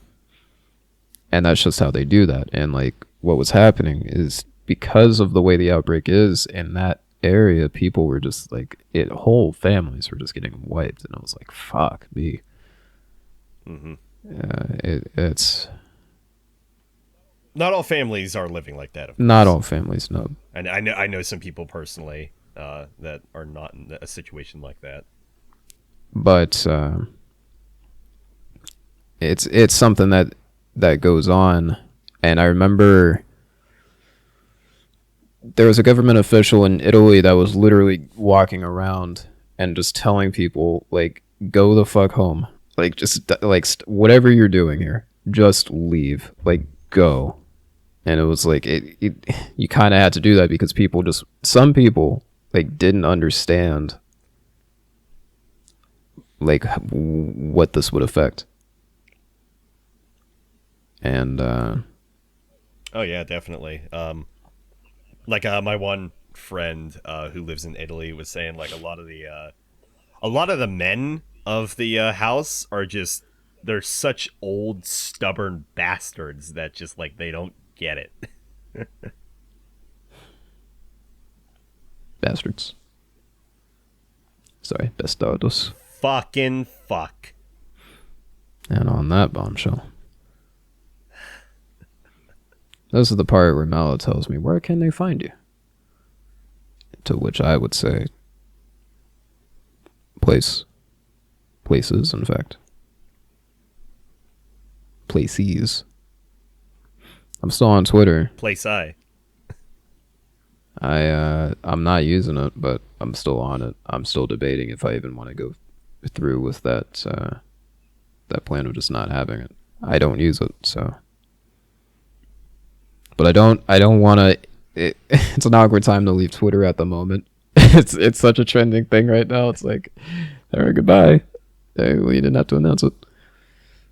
Well, aside from your dying account on Twitter, where else can they actually reach you? They don't. No, you go. But if they were somehow able to. Carry your pigeon. No, you go. You could You can check out more of my stuff on Twitch and Twitter and on my YouTube, all under Malistrom. I have a Discord server too. You can find that on Twitch in the About section. Links Yeah, to yeah, funny. links to both of our stuff are in the description of where you are currently listening or viewing. That is, if it's on YouTube. If you're on some other site that's audio only, then I'll find a way. it'd be in the description for the episode. Tell you what, head to YouTube where this will be uploaded regardless. Then head to the description. That's a loophole. And make sure you dislike the video and unsubscribe if you think I'm right. Quite. Goodbye, everybody. Stay safe. Bye-bye. Take care.